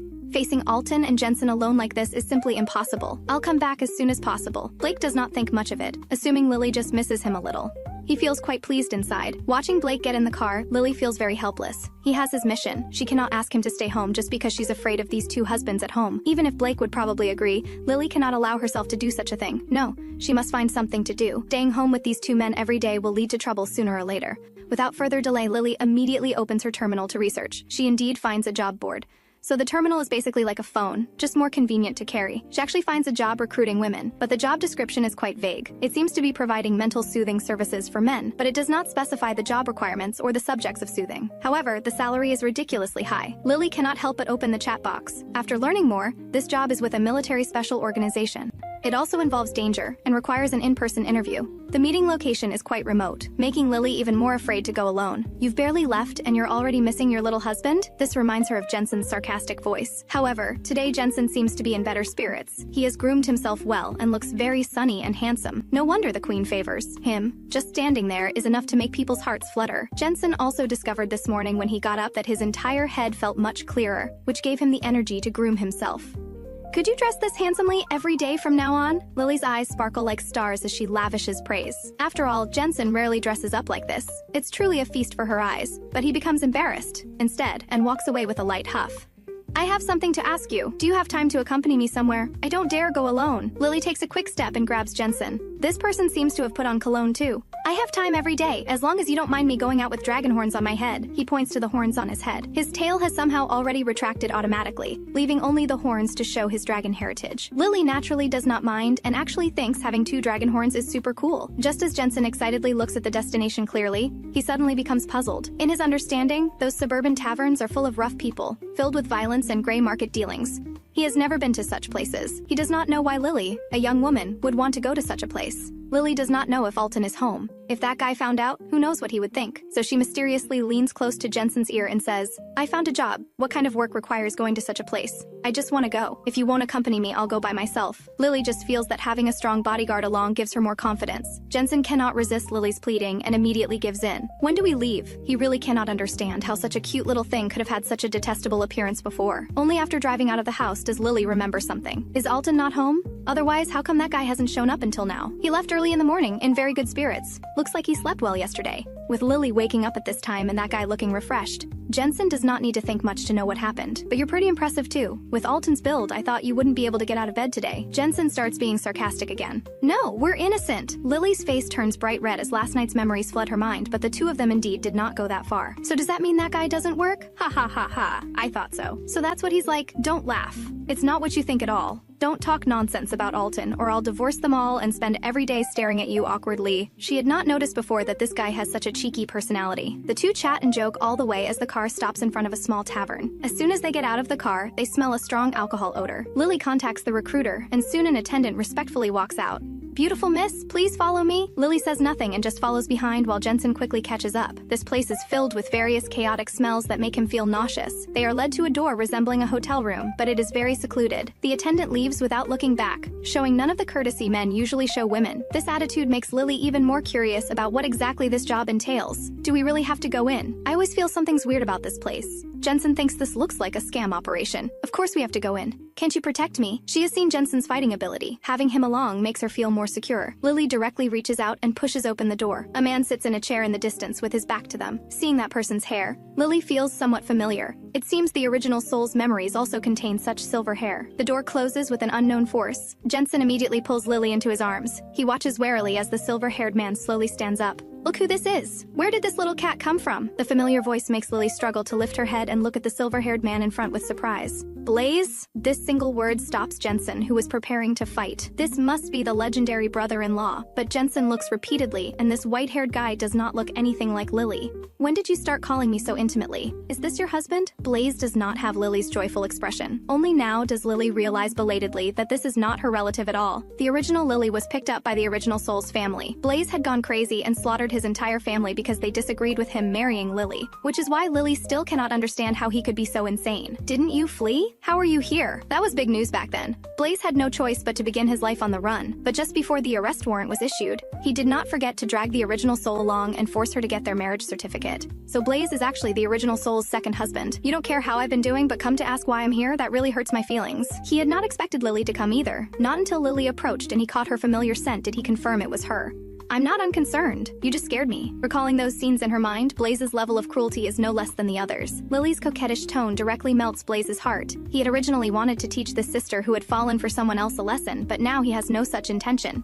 It's my fault. You've become even more beautiful after not seeing you for a year. Blaze walks closer step by step, completely ignoring Jensen, who is holding Lily. He forcefully takes Lily away and cups her small face. Are you still a fugitive now? Lily is still a bit panicked at this moment. Alton can already see something is wrong with her. Blaze, who has raised her since childhood, would be even more likely to notice that she is no longer the original Lily. Of course not. I made a contribution, and the Federation has pardoned my crimes. It's just that the merit is classified, so it has never been publicly announced. Haven't you noticed that my arrest warrant disappeared long ago? He had thought Lily would always pay attention to this matter. He never expected that the arrest warrant had been gone for so long without her knowing. It seems Lily's thoughts are not on him at all now. So what are you doing now? Blaze feels like a recruiter now, recruiting people on job apps, working for the Federation, recruiting women to provide mental soothing for some transformed men. You shouldn't consider this job. He is still in a transformed state. There's also cooperating with our military personnel to develop new energy planets. As soon as Blaze finishes speaking, he sees Lily's eyes suddenly light up. Seeing her reaction, Blaze immediately says seriously, "Don't even think about it. These require very high mental soothing abilities from women. You should hurry back. It's not safe here. I'll come home after this mission is completed." Although Blaze really wants to go home with Lily right now, it's not the right time yet. Then he changes the subject. "But if you really miss me, you can let this guy who's in the way wait outside while we get intimate first." Blaze narrows his eyes and smiles rather sinisterly. Hearing this, Jensen immediately objects. "How am I in the way? She's your sister. What do you as her brother want to do? Ever since marrying Lily, things have never been just outrageous. They've only gotten more outrageous. Baby, tell him yourself what our relationship really is. He's my second husband. We're not biological siblings. I was adopted by his family." Lily briefly explains their relationship. Jensen's brain completely overloads for a moment.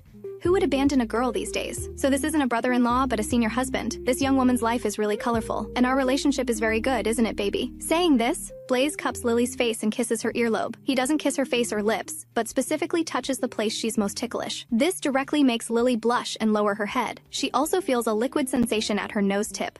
"Damn it, you're having a nosebleed." Jensen is the first to see the blood stain hanging from Lily's nose tip. He hurriedly steps forward to lift her head.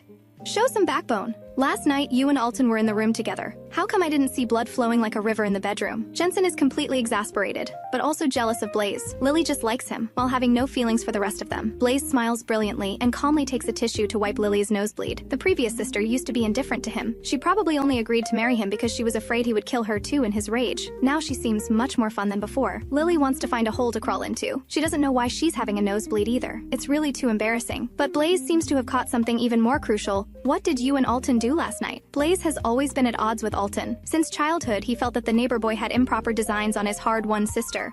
"Nothing much. I wanted to give him mental soothing, but he refused because he thought I'd been doing it too frequently lately." Lying has become second nature to Lily now. She feels that continuing to deal with these men will make her able to lie without blushing sooner or later. Blaze is somewhat doubtful and suspiciously glances at Jensen, who is watching the show. That guy just spoke with quite a bit of anger, so it probably can't be a lie. Then I'll have to verify this. Lying children need to be punished. Before Lily can react, 2 buttons of her shirt are undone, and countless intimate marks showing faint red imprints are exposed to both men's view. Although 2 buttons are completely insufficient to reveal anything, Lily feels as if she's completely naked. This is completely over. "Little girl, you play quite wildly." Blaze is absolutely furious. He should have killed Alton along with the others back then. "It's really not what you think. Alton respected me in the end. I think we need more time to get along." "No problem. Whether he respects you or not, I can kill him first, then we'll settle our accounts." Although Blaze is also very obsessive, he has one good point that makes Lily feel secure. When jealous, he kills the rival first rather than directly attacking her. In Lily's eyes, his danger level ranks second. Don't always resort to violence. Be careful not to transform yourself. Don't you have other women in your organization giving you mental soothing? Seeing the situation getting out of control, Lily immediately turns the tables on him.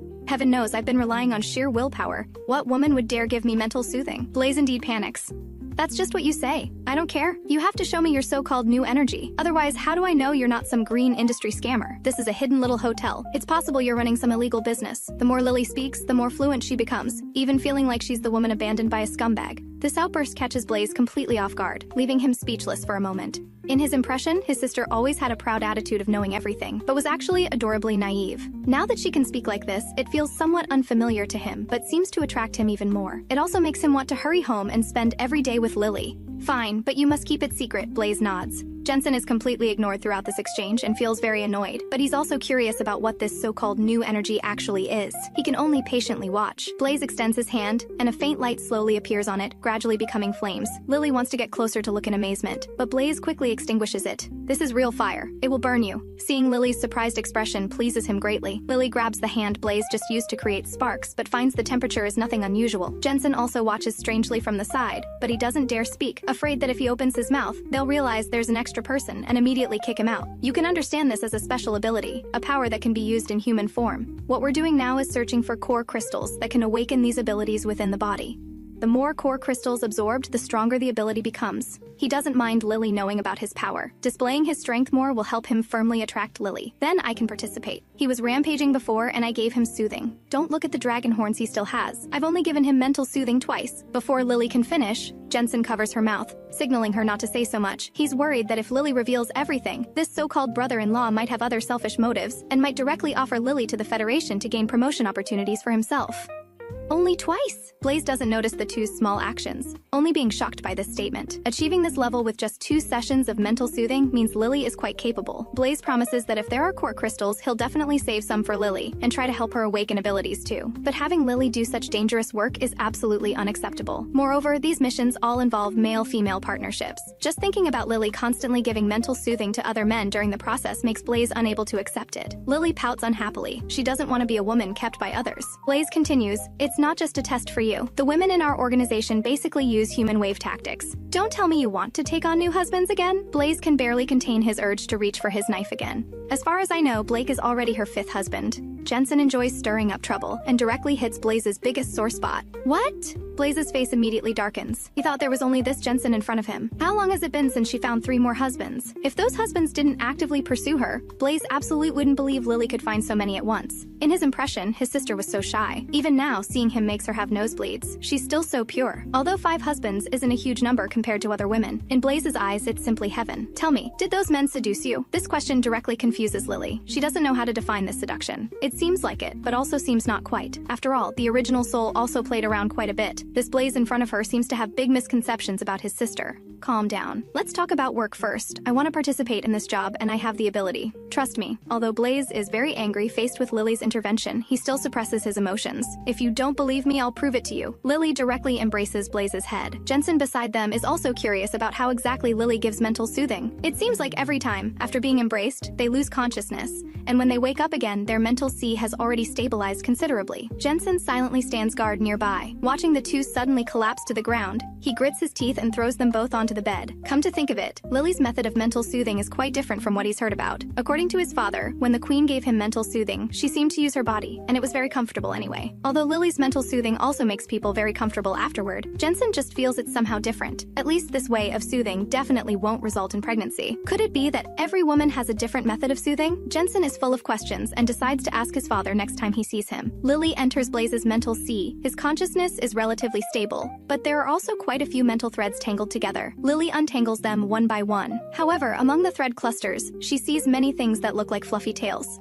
Thinking that Blaze's beast form is a fox, could what's trapped inside be a 9-tailed fox? Thinking this, Lily speeds up her work, but due to her rapidly declining stamina, and knowing she still needs to negotiate with Blaze afterward, she can only choose to stop. When she opens her eyes again, she meets Jensen's intense stare. Lily jumps in fright. She was so focused on showing off just now that she forgot there was still a watchful Jensen in the room.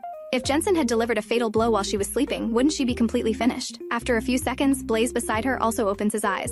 How did you do that? Blaze clearly feels his comfort, and even controlling flames feels stronger than before. It seems Lily's soothing not only makes the mental sea clearer, but can also enhance abilities. This makes his desire to monopolize Lily even stronger.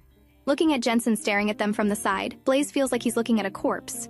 Maybe it's natural talent, but my stamina is too poor. I can't do too much at once. Lily's small face is full of exhaustion, and her lips have become somewhat pale and dry. Seeing this makes Blaze's heart ache. Mental soothing really takes too much toll on women. You can join us, but you have to follow the work I arrange for you. You can't be stubborn or force yourself, and I'll be with you for every team mission. Blaze tenderly touches Lily's lips, his eyes full of undisguised desire. Having held back for so long, he still can't resist and kisses her directly. Lily watches the handsome face rapidly approaching and freezes completely. Only when she feels the soft touch on her lips does she react and try to push him away, but he holds her even tighter. Jensen feels like his eyes are going blind. What kind of person is this guy? Coming up and stealing someone right away? He hasn't even kissed her yet, and this brother-in-law just goes ahead and kisses her. Can he tolerate this? Before Lily can recover from this burning sensation, her shoulder suddenly feels heavy from behind. Jensen forcefully pulls her from Blaze's hands and immediately starts kissing her fiercely. Lily is kissed into a daze. She was already weak from just finishing mental soothing, and now being fought over by 2 people in this extreme sport, she really can't handle it. Right now, she only feels her breathing becoming heavy, and scenes of what Alton did even start playing in her mind. Her body tenses involuntarily, afraid of that feeling of being unable to control herself. Now with 2 men in front of her, she's even more nervous. Stop it, both of you. Lily finally calls a halt before things get worse. Although both men are reluctant to stop, they are still obedient and step back a few paces, giving Lily breathing space. Baby, you're quite biased. You got other husbands and forgot about me? Jensen speaks even more directly. I'm also your husband. If Alton can do it, we're competing fairly. I think his technique is terrible. The girl had simply gone looking for a job, but ended up being embraced and kissed passionately. This happened because the recruiter was not only the brother who had raised her, but also her second husband. Seeing this brother immediately start making out with her, the little golden dragon nearby felt like his eyes were going blind. What kind of person is this guy? Coming up and stealing her right away. He hadn't even kissed her yet. How could he stand this? So, he forcefully pulled the girl from his brother's arms and started kissing her fiercely. After Blaze and Jensen had their passionate kissing session with Lily, she felt her cheeks burning hot. She couldn't help but grab a nearby pillow to cover her face, listening to the two men breathing heavily. Her own breathing became rapid as well. Haha, alright, I'm done teasing you. I still have business to handle and can't go back with you. I'll finish up as quickly as possible and try to get home early, Blaze said, putting away his playful expression and becoming serious. Also, about your work. If there are any missions, I'll contact you through the terminal. Make sure to bring your husband along then. If it's just the two of us, it might be dangerous for you. Although she hated being around these people, for Lily's sake she could only endure it. It was better than letting her marry new husbands. 4 rivals were already giving her a headache. Really, I love you so much. Lily excitedly gave Blaze a quick kiss, making him blush. This was the first time he'd seen Lily be so proactive, and it was truly captivating. Blaze took a deep breath, suppressing the urge to devour her again. After Blaze left, Lily decided to go shopping at the mall. After all, she hadn't had any leisure time since arriving in this world. Jensen didn't refuse, though he felt somewhat self-conscious about going to a mall with dragon horns showing. He hoped they wouldn't run into any trouble. If it weren't for Lily wanting to go, he would never appear in public looking like this. The bustling mall made Lily feel like she was back in her original world for a moment. The difference was that places she couldn't afford before were now easily accessible. She could even pick anything from the entire mall. How can there be a transformed person in public? Isn't there security to handle this? A shrill scream suddenly came from nearby, sharp enough to make Lily frown.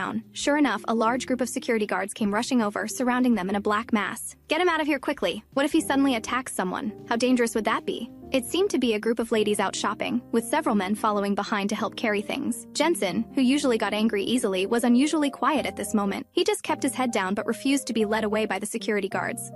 Let go of him! Lily stepped in front of Jensen, and the security guards immediately backed off. He's my husband, not some vagrant. How could he possibly hurt people randomly? Jensen clearly hadn't done anything wrong. Girl, you're really in trouble. He's already transformed. Why are you keeping him around? Look at those feet. They're so ugly. The group of ladies saw Lily and walked over defiantly. One of the women noticed the diamond hair clip on Lily's head and was suddenly surprised. Look at that hair clip! I couldn't even get one when they first went on sale. How does someone like her, who brings transformed men out in public, have one? It's probably a fake. If her family really had money, she wouldn't only have this kind of husband to bring out. Exactly. Transformed men can't even get jobs. It must be fake. Several women discussed this openly in front of the onlookers, not avoiding Lily at all. She can't even afford the real thing, so how can she shop here? Just standing there is embarrassing. The leader had been annoyed by Lily's face from the start. Despite dressing plainly, she couldn't hide her natural elegance. Why should I leave? What authority do you have to order me around? Does the mall have rules against semi-transformed men entering? You're the ones making noise in public. Lily wasn't intimidated by these women shouting. Instead, she protectively stood in front of Jensen. She would never let Jensen be driven away. This was when Lily finally understood what Jensen had meant at home. But she really didn't mind bringing Jensen out shopping like this, even though society apparently didn't see it that way. How can you guarantee everyone's safety when you bring a semi-transformed man around? We can't accept being in the same space as this kind of person. The other party remained relentless, acting like they wanted to drive both Lily and Jensen out together.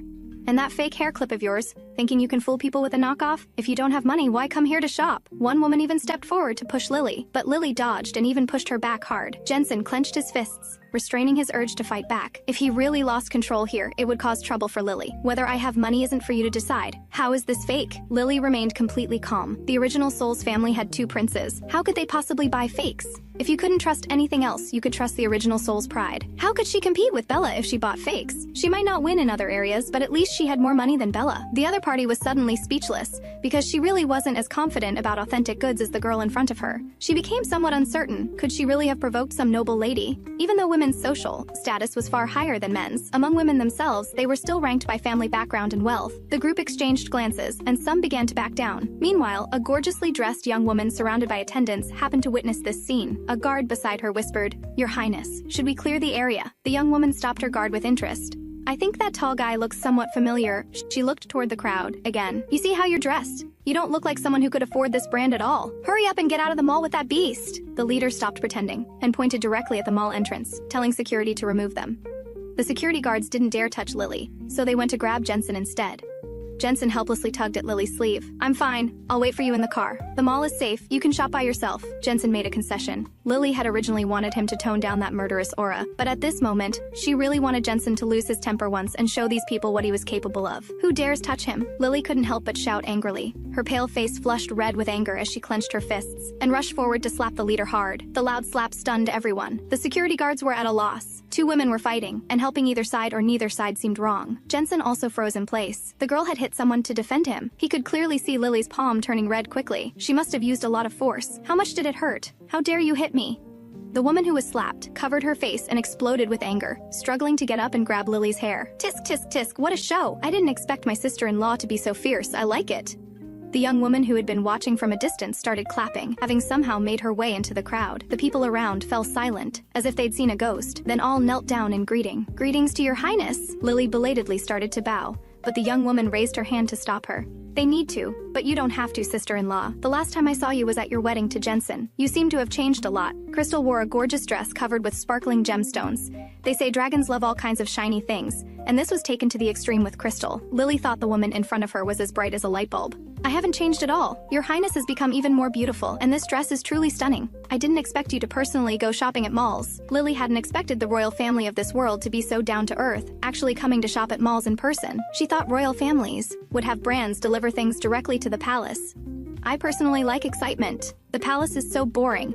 I just happened to see quite a show. Her eyes looked dangerously at the group of women, narrowing in an expression identical to Jensen's. This angry expression was exactly the same as Jensen's, making Lily's hair stand on end. When Jensen made this expression, it usually meant he wanted to bite her. I had no idea that a small hair clip from my brother's dowry was apparently a fake. The scene was very quiet, and Crystal's voice could be clearly heard by everyone. Also, when did malls establish rules against semi-transformed people entering? If semi-transformed people really reached the point of being unable to control themselves and hurting others, they would definitely be taken away by the Women's Protection Agency. Are you several questioning the authority of our planet's protection organization? Every word Crystal said made those women despair.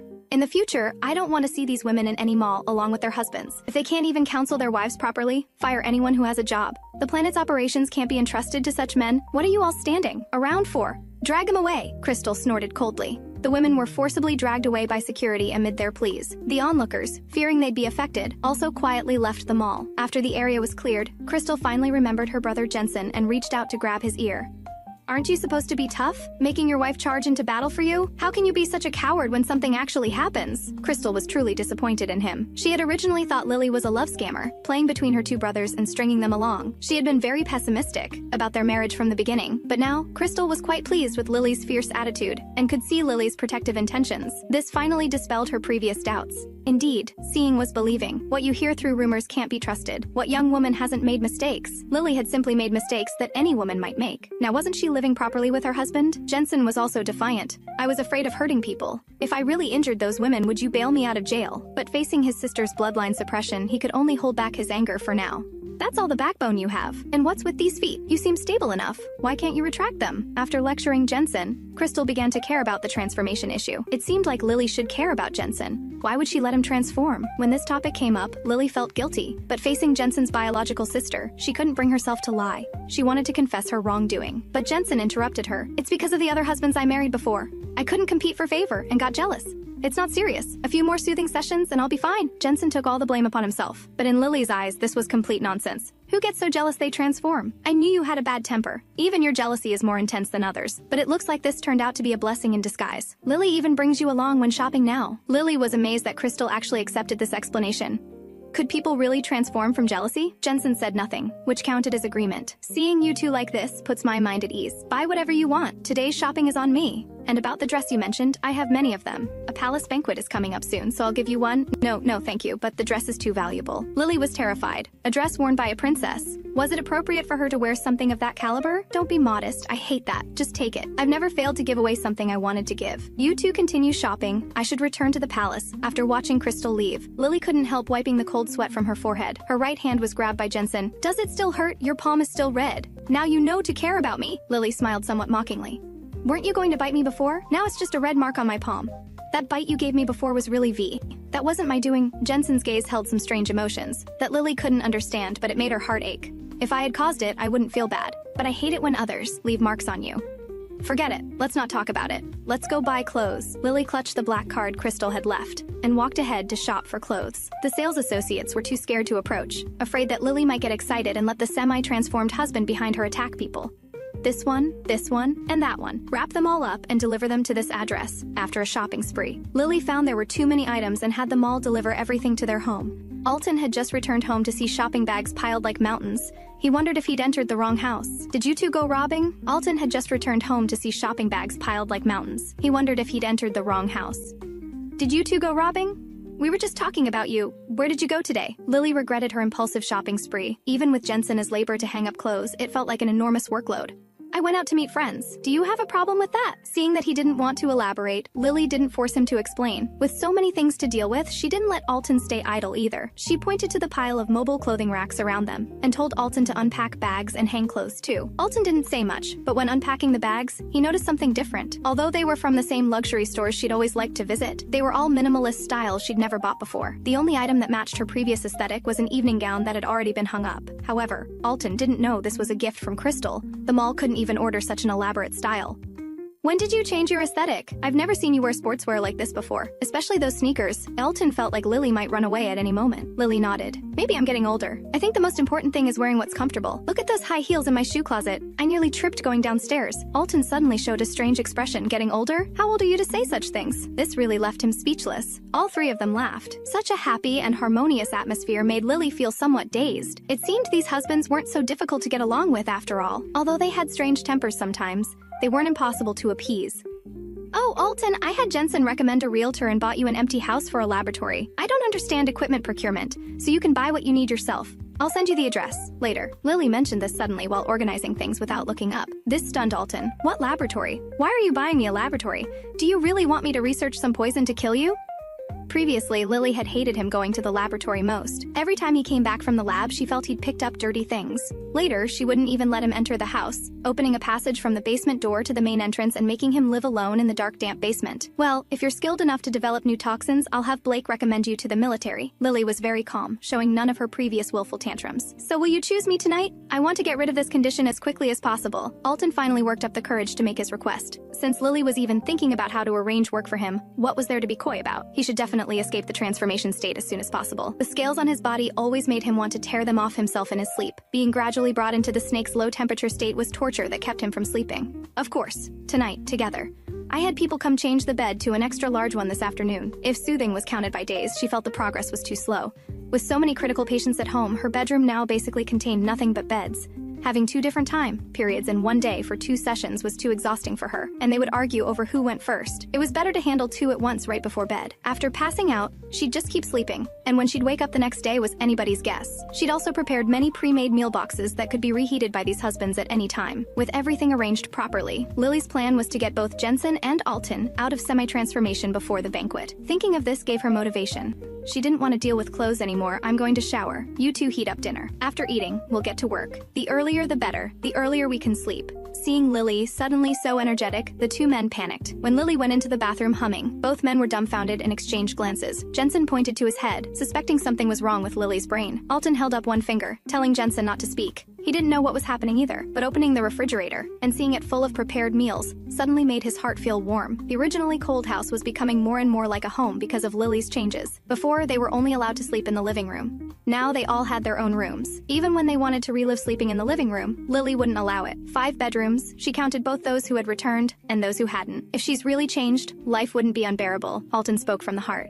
You're getting soft-hearted already? Jensen knew about Alton's resentment toward Lily. He just couldn't stand seeing this person now getting Lily's attention too. Jensen roughly pushed Alton aside and took the food to heat it himself. Alton watched him wordlessly but said nothing. After several days of intensive work by the 3 of them, they achieved significant progress with the 2 husbands' conditions. Alton had escaped the low temperature control and gradually returned to normal human body temperature. Jensen's feet could now retract freely. Thinking about tomorrow's banquet made Lily extremely excited. Jensen definitely had to come, but she wasn't sure if Alton would resist such occasions, so she decided to ask his opinion first.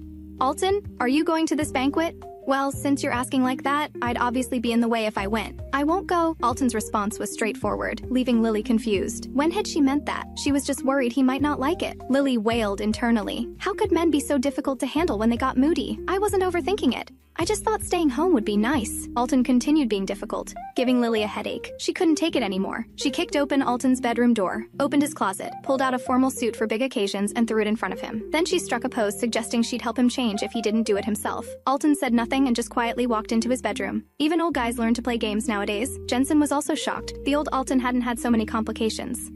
Take your prepared gift too? Lily was really afraid that after Jensen spoke, Alton would start being difficult again. Among the other husbands, she wasn't sure about the others, but Blake was definitely the easiest to appease, with Jensen coming second. Thinking of Blake, Lily suddenly realized she hadn't seen him for a week. Moreover, for some unknown reason, he hadn't sent a single message to her terminal during this time. Even when Lily sent him messages, he didn't reply. The more she thought about it, the more worried she became. She could only hope it was because the war was too intense. The three of them arrived at the royal palace. Lily couldn't help but quietly exclaim in admiration. She'd never seen such a beautiful palace. I haven't seen you for several days, Lily. Why didn't you ask me to go shopping? That dress looks really good on you. The familiar voice and fake smile meant Lily didn't even need to turn around to know who was behind her. When she turned around, she found that Bella wasn't just accompanied by Feldman, but also by another man she didn't recognize. Lily told the truth. It's a gift from Her Highness. Otherwise, people might think she was deliberately trying to steal the spotlight with such an elaborate dress. Looking at Bella's outfit, she really was going for maximum attention. Her dress even had gold trim, and the color alone was extremely eye-catching. Then Bella tearfully complained about how they'd grown distant and how they used to contact each other frequently. Lily didn't understand. Would real good friends be able to resist sending each other even a single message? But she didn't expose this. After all, she didn't have any other friends, and she could at least talk to Bella. I've been busy losing weight lately. But Bella, won't you introduce this gentleman behind you? When the other man was mentioned, Bella couldn't help smiling. She pulled Lily aside. How is he? Pretty good looking, right? He's my new potential husband. He's been pursuing me recently. I think he's nice, so I'm planning to register our marriage in a while. Seeing Bella's proud expression, Lily didn't get what she was so proud of. Finding a husband was pretty normal, wasn't it? What was there to compete about? Moreover, Lily felt that although the original soul had poor judgment in some matters, her luck with husbands was really unbeatable. Whether they were arranged by family, marriage alliances, or even her own choices, all were top quality. Later, she mentioned that this man's family dealt in arms. The most profitable business in the entire Federation was the arms trade, because except for the inner city where women lived, everywhere else experienced frequent warfare. Just as Lily was about to say something, she noticed Feldman staring at her intently, his gaze full of gloom. Lily said, "Didn't you say you wanted to be with Feldman for life?" Seeing Feldman's resentful eyes, Lily felt that Bella was about to experience what it was like to have trouble in the backyard, though she hadn't realized how serious the problem was yet. Only children would believe such things. If I stayed with him for life, wouldn't I starve? Everything I do now requires money. He's never had a job, and the dowry was just that little bit. Should I really live on just the women's fund the Federation provides? When it came to lifelong commitment, Bella got irritated. She felt that Lily must have calculated everything early on, marrying 5 husbands in such a short time, then pretending she couldn't get over Feldman, letting her be trapped by Feldman's sweet words for so long. By the time she woke up, she discovered Lily was already living an incredibly luxurious life. She'd also heard that Lily recently loved buying fresh produce. That stuff was truly luxury. Most people found it expensive and tasteless. But Lily just liked wasting money. Although Lily understood her thinking, she was also somewhat puzzled. But won't Feldman make trouble? Our household still fights over little things like who goes first. But Bella took Lily's complaint as bragging. Somewhat annoyed, she snorted coldly and went into the palace first. Then Lily left Alton and Jensen behind and ran straight to the restroom. But when she came out, Feldman grabbed her and pulled her into a nearby corner. Lily hadn't expected Feldman to approach her so suddenly. "What are you doing?" Lily frowned with extreme displeasure. "I put so much effort into contacting you, but you spend time desperately trying to reconcile with that fish?" Feldman was furious, his entire body surrounded by a faint black aura. Lily felt something was wrong. This familiar feeling was similar to what she'd sensed from Jensen at the auction house. Was he about to transform? "When did you contact me? What fish? Let go of me!" Lily glared angrily at Feldman's eyes. Besides glaring, both her hands were being controlled. "How did I not contact you? I still delivered messages to the old place. Didn't we always communicate through letters before? But you never went to check that cave entrance even once. Have you been working hard with your husbands all this time? Adrian is just a fish, isn't he? Still using your same old crazy act." Feldman was so jealous he was going insane. It seemed like overnight Lily had completely changed. Even Bella didn't worship him like before. Feldman really couldn't stand the feeling of once being able to manipulate 2 women and now being abandoned by both. "Are you crazy? You're Bella's husband. Why do you need to question what I do? Do you think you're more precious than other men and need us women to pamper you? Keep dreaming." Lily really found this Feldman extremely annoying. She truly didn't know what the original soul had seen in him. "You never used to talk to me like this. Who are you? You're not Lily." Feldman seemed to go mad, pressing down on Lily's shoulders, his heavy breathing producing a hoarse voice. Who am I? Treating me like this, I could completely send you to prison. See if Bella will bail you out. She's probably wondering how to get rid of you right now to avoid you affecting her marriage to more husbands. Even though Lily was already trembling with fear, she showed no mercy in her words. Feldman angrily punched the wall behind him. Lily could even hear the wall cracking. The terminal on her wrist also started beeping an alarm, but Feldman didn't seem to intend to let her go. Instead, he became more excited because of the alarm sound. His eyes visibly turned red, dressed so beautifully. Isn't this for that fish? After all, this is all you're capable of. Feldman moved closer to Lily's neck. Since so many people have enjoyed you anyway, and I'm about to be arrested, let me enjoy myself before I'm taken away. Feldman seemed to go completely crazy, not even caring that he was still in a public place. Let go of me! Lily struggled, but it was useless. The black aura around Feldman became denser. He was clearly entering a transformation state. Actually, at this point, if Lily gave him mental soothing, she could smoothly resolve this crisis. But she just felt inexplicably disgusted and didn't want any more contact with Feldman. Such a person didn't deserve her mental soothing. Just when Feldman was at his most threatening, Lily saw a figure she even less wanted to see. A man wearing Neptune's ceremonial robes from the mermaid tribe was watching her coldly. His body was covered with various beautiful pearls and corals, plus countless gemstones. So many that just following behind him would make you rich. The man touched his chin playfully and said, "It hasn't been that long since we last met. And you've already hooked up with another one? Danger! Danger! The girl is in danger!" Lily was being strangled by her nearly transformed white moonlight and was about to be assaulted in public. But the next moment, Feldman was sent flying. A man appeared in front of Lily, looking at her mockingly. "Oh my, it hasn't been long since we last met, and you've hooked up with another one? But your taste has really gotten much worse than before. I really don't understand you women's aesthetics. You love excitement so much that you found someone who makes your terminal alarm go off." The man spoke sarcastically, making his beautiful face completely unappealing to Lily. "So there really were people with such poisonous tongues. Why aren't you talking? Really scared stupid?" The man suddenly leaned closer, waving his hand to try to bring back the distracted Lily. "Thank you." Lily didn't know what else to say. "Are you really scared stupid?" The man was confused. He never expected Lily to say such a thing. He even reached out to touch Lily's head to make sure she didn't have a fever. But after just this touch, Lily suddenly burst into tears, startling the man into helplessness. "Why are you crying? I didn't do anything. People will come soon and misunderstand me again." The already semi-transformed Feldman had collapsed unconsciously on the ground. If he hadn't acted in time, Feldman really could have strangled her to death.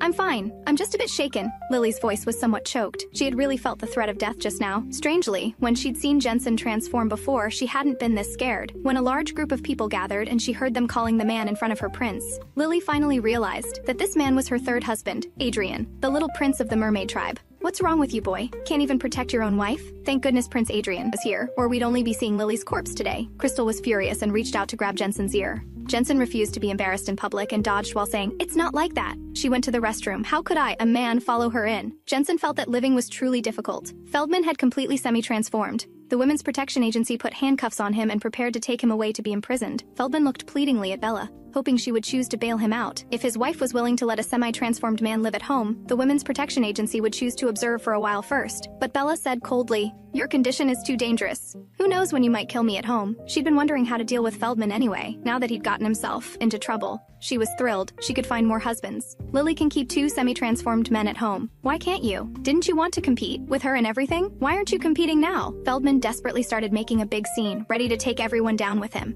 Whether it would work or not was unclear, but these onlookers loved the drama. "What nonsense are you spouting? When did I ever want to compete with Lily? Do I need to compete with her?" Bella directly slapped him. "How can you say you don't compete with her?" Feldman was stunned after being slapped. He'd never thought Bella would hit him, especially in front of so many people. "You pursued me originally because you couldn't stand Lily liking me, right? You even actively seduced me to prove your charm. Now you won't admit it? All those chat records on the terminal are still there?" Feldman stared at Bella menacingly. Her potential husband also looked somewhat surprised. Even with his good background, such a scandal would be enough to damage his reputation. This potential husband wasn't some unwanted trash either. In his view, Bella just had the advantage of being devoted. He could choose from plenty of other wives. "Don't slander me here. You're like a mad dog biting everyone." Bella was also furious. "There's more. Want me to recite everything in front of them?" Lily watched the drama somewhat dazedly. Her mind hadn't recovered from the earlier danger, and she felt dizzy. Alton came to Lily's side and let her lean against him. Alton was truly heartbroken. "It's over now. If you're really tired, just close your eyes and rest for a bit." Alton gently comforted her, and under his touch, Lily felt drowsy. "Enough!" Stop talking about your private marital issues. Resolve your conflicts privately. Take Feldman to the dungeon first. Bella, if you have anything else to say, go visit him in the dungeon. Crystal finally couldn't listen anymore, especially since the conversation kept dragging Lily into this mess. She really didn't want Lily to be associated with such nonsense. Crystal had never liked this brother Feldman, just like his annoying father, too scheming, and never focused on proper matters. Prince Adrian, I'm so sorry you had to see this. The banquet isn't over yet. Shall we go back? Crystal forced a standard smile and extended an invitation. The banquet has gotten a bit boring. I'd rather catch up with my wife properly. I just learned some interesting stories about her, and I want answers now. Adrian's posture was very polite, but his words were quite sharp. Crystal felt awkward but thought that Adrian hadn't seen Lily in a long time after all. Mind your own business. Who leaves a banquet before it's over? Jensen couldn't hold back anymore. They were both princes. Why did he have to endure the banquet's torture? Jensen desperately tried to prevent Adrian from being alone with Lily, making obvious eye signals to Alton. But Alton suddenly exclaimed, "Stop arguing, everyone! Lily has fainted! Call a doctor!" The scene immediately became chaotic. Crystal looked at her somewhat frantic brother and could only headache-inducingly pat his shoulder hard twice. "If you're worried, hurry up and go check on her." "Stop jumping around in front of me." Crystal rubbed her temples, helplessly. What had been a perfectly good banquet was now a complete mess. She was already worried about how long this embarrassment would be discussed after the mermaid tribe spread word back home. They carried Lily into a room. Alton and Jensen wouldn't let Adrian get close at all. Adrian could only helplessly raise his hands. "Don't look at me like that. If it weren't for me just now, she would have been strangled to death by that man. Who knows why you, a prince, weren't staying properly in the banquet hall and came to this place instead? What were your intentions?" Jensen showed no courtesy in his words. When the Azure Star Mermaid King had been willing to risk being questioned by the Federation just to bring back his most beloved little prince, you could imagine how badly Lily and Adrian had fallen out originally. Now there was absolutely no trust in Adrian. Alton also pressed his lips together without speaking, watching the doctor examine Lily with extreme nervousness. Had Lily's health been this poor before? Why did she keep fainting now? "It's nothing serious, just extreme shock plus some recent fatigue." The doctor glanced at these three husbands. "Young people may have abundant energy, but you still need moderation. This doesn't just harm her vital energy, but also hurts her." The statement was quite meaningful. Adrian looked mockingly at the two men, extremely displeased, back when he was suffering day and night with longing. Lily had claimed she wanted to remain chaste for some white moonlight, but after he left, she'd worn her body down to the point of fainting. Jensen and Alton both looked innocent. To be precise, up until now, they were still pure. It was just Lily giving them soothing every day. Adrian couldn't help making sarcastic comments. "Look who's talking. This intensity is no different from trying to murder her." Seeing the situation wasn't good, the doctor quietly left. "How come you changed your mind again? Or did your dear queen reject you again?"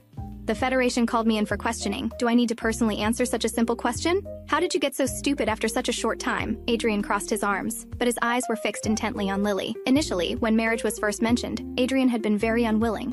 But the moment he saw Lily, he agreed, because Lily was absolutely stunning at first sight as long as you didn't actually interact with her. Since he had to marry anyway, he'd never seen such a beautiful woman among the mermaid tribe. But getting to know her revealed she was such a weirdo. Everything about her except her appearance was abnormal, especially her brain. He didn't know what she was thinking day to day. She'd even almost plucked all the beautiful scales from his fishtail bear. If it hadn't been for Adrian's mother taking pity on him and expending tremendous energy to give him mental soothing, he'd probably be in a semi-transformed state waiting to die by now. Lily slowly awakened at this moment. Seeing a room full of men, she almost wanted to faint again. "Stop arguing, everyone. Brothers, let's just keep the peace. All this arguing gives me a headache." She really didn't want to experience the feeling of backyard troubles again. "How are you feeling? Any better?" Alton reached out to massage her temples. Jensen went to get her a glass of warm water. Seeing these two being so attentive, Adrian felt uncomfortable all over. How had everyone changed so much after he'd been away for a while? It seemed like someone's techniques had improved. "Did you manage to marry your white moonlight?" Adrian had always remembered this white moonlight. Isn't the white moonlight just that Feldman? Wasn't he just taken away in handcuffs? Jensen was confused. He'd thought Adrian was talking about someone else, so this guy still didn't know. What the hell? Wasn't it supposed to be deep love? You just watched him get taken away like that? Adrian was even more confused. Jensen couldn't help complaining. What deep love? She sent 3 people to prison now. Who wants her kind of deep love? It was really absurd. Although this mermaid prince had lived a long time, how could the little prince seem so naive? "Oh my, quite an impressive record then," Adrian couldn't help but exclaim. Next, Prince Jensen was still asked to leave, and Alton was also forcibly dragged away by friends to get some air. Suddenly, only Adrian and Lily remained in the room. Sure enough, she was pinned down again. Lily had just felt this fish's impure gaze, and it turned out she'd guessed right. At least the bed was soft enough. "We just met. We should still count as strangers. We don't need to move this fast, do we?" Lily felt overwhelmed, but this man's damned beauty was exactly her type. "What strangers? What are you pretending in front of me?" Adrian didn't buy Lily's act at all. "The debt you owe me should finally be payable now, right?" Adrian buried himself in Lily's neck and took a deep breath. I don't owe you anything. Lily grabbed Adrian's shoulders and used a clever move to easily switch their positions. Compared to always being on the bottom, Lily occasionally wanted to experience the air up top, especially when facing such a beautiful face. In the original soul's memories, Adrian had been forced into the arrangement, and the original soul had never paid much attention to him. As for anything else, her mind could find nothing. Nothing? I have needs too. Do you want me to die from holding back? Adrian was direct. The mermaid tribe had always been this way. That's why he'd gone crazy, from Lily's coldness and rejection. This time returning, he'd prepared himself mentally for a long time. Even if his mother adored him, she couldn't possibly support a divorce. In the end, he could only seek satisfaction from Lily in this regard. As they were in a standoff, Lily suddenly felt like there was some commotion outside the window, as if some bird was scratching at the window with its claws. Do you hear any sounds? The previously somewhat intimate atmosphere immediately became tense. Lily quickly covered Adrian's mouth, listening seriously to the sounds outside the window with a grave expression. But hearing voices inside, the thing not only wasn't afraid, it scratched at the window even more vigorously, as if something was about to break through the window. A runaway mermaid prince had returned, and the first thing he'd done was beat up the girl's white moonlight. He'd intended to have a romantic reunion with the girl, but just as they were getting to the main event, the sound of breaking glass rang out as a black shadow jumped through the window, startling Lily into trembling all over. The next moment, she felt herself being scooped up and carried away. Then she witnessed a scene she'd never forget for the rest of her life. What she'd sensed wasn't a bird at all, but some indescribable thing that looked very much like the zombies from horror movies in her original world. What is that? Lily couldn't help exclaiming. Louder commotion came from outside. It seemed the guards had started fighting, probably interstellar monsters crawling out of quicksand cavern. Adrian held Lily tighter against himself. After we men transform, we lose our sanity, and when we're dying, we get thrown into quicksand cavern. Some transformed men have such strong life force that these corpses crawl out of the cavern to disgust people. Aren't you afraid? Lily couldn't help asking, and Adrian rolled his eyes. It's just one. What's to be afraid of? I could beat it in hand-to-hand combat. The thing's only attack is being ugly. Hearing Adrian say this, Lily's heart relaxed a little. It seemed these zombies weren't contagious, so their threat level was low. Adrian told Lily not to run around and grabbed a lampstand before rushing out. But when Adrian started fighting the zombie, Lily realized she'd been thinking too simply. What did he mean by only attack is being ugly? That zombie was clearly very fast and had terrifying bite strength. Those teeth nearly bit through the iron lamp rod. Please don't let anything happen. While watching Adrian battle the monster, Lily suddenly noticed another hand climbing up the windowsill. Lily immediately grabbed a stool from in front of the dressing table and rushed over, smashing down hard on that hand. The zombie fell, and Adrian kicked his zombie down to the first floor too. Didn't I tell you to wait there? That was really dangerous just now. These zombies appeared fairly frequently on Azure Star, but this was probably Lily's first time seeing such monsters. She'd actually had the strength to carry a chair and smash zombies. If I hadn't come, what would you have done if that one ambushed you? Lily felt extremely wronged. She'd clearly been worried about him. How could he turn around and scold her? You can't take such risks either. How much strength do you have? Don't you know? Seeing Lily's trembling body, Adrian couldn't bear to be harsh anymore. I do have strength. And you said yourself that thing wasn't dangerous. Lily stubbornly refused to back down. Seeing her stubborn as a mule, Adrian could only sigh and carry Lily with one arm, heading to find Alton and Jensen. I don't want you carrying me. I can walk myself. Lily struggled restlessly, being carried like a child in public. Did she have no dignity left? Stay still or I'll spank you. If one jumps out from behind, you couldn't outrun it with those little short legs. Although Adrian's words weren't nice, he was telling the truth. These zombies were very fast. You just like scaring me. Lily couldn't help punching his shoulder. Tisk tisk tisk, you're punching my heart. What a fierce little darling. Adrian put on a pained expression. Lily thought this guy was definitely the most dramatic of all her husbands. They reached the main hall, but the banquet venue was now cold and empty. People had been moved somewhere unknown, and the clamoring outside continued. Lily couldn't help asking, what would happen if this place fell? Looking at the tightly closed doors, she was already imagining them being broken down. It won't fall. This is already the place with the highest security level on the entire planet.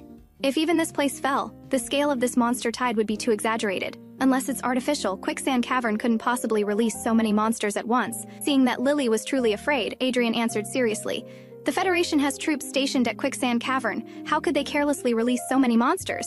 Actually, having so many undead appear tonight is already very unusual. If it's artificial, would this count as conflict between planets? Wouldn't that mean the war would be massive? Hard to say, but that's probably the gist of it. Adrian wasn't very clear about power struggles between planets either. Besides resources, Azure Star had nothing to compete with other planets, and they'd always advocated peace. If this really was artificial and struck directly at the planet's center, Adrian felt chilled just thinking about it. The sounds of battle were getting closer, and they could clearly hear guards crying out in pain. Suddenly, Lily spotted a faintly glowing chunk of something on a windowsill ahead.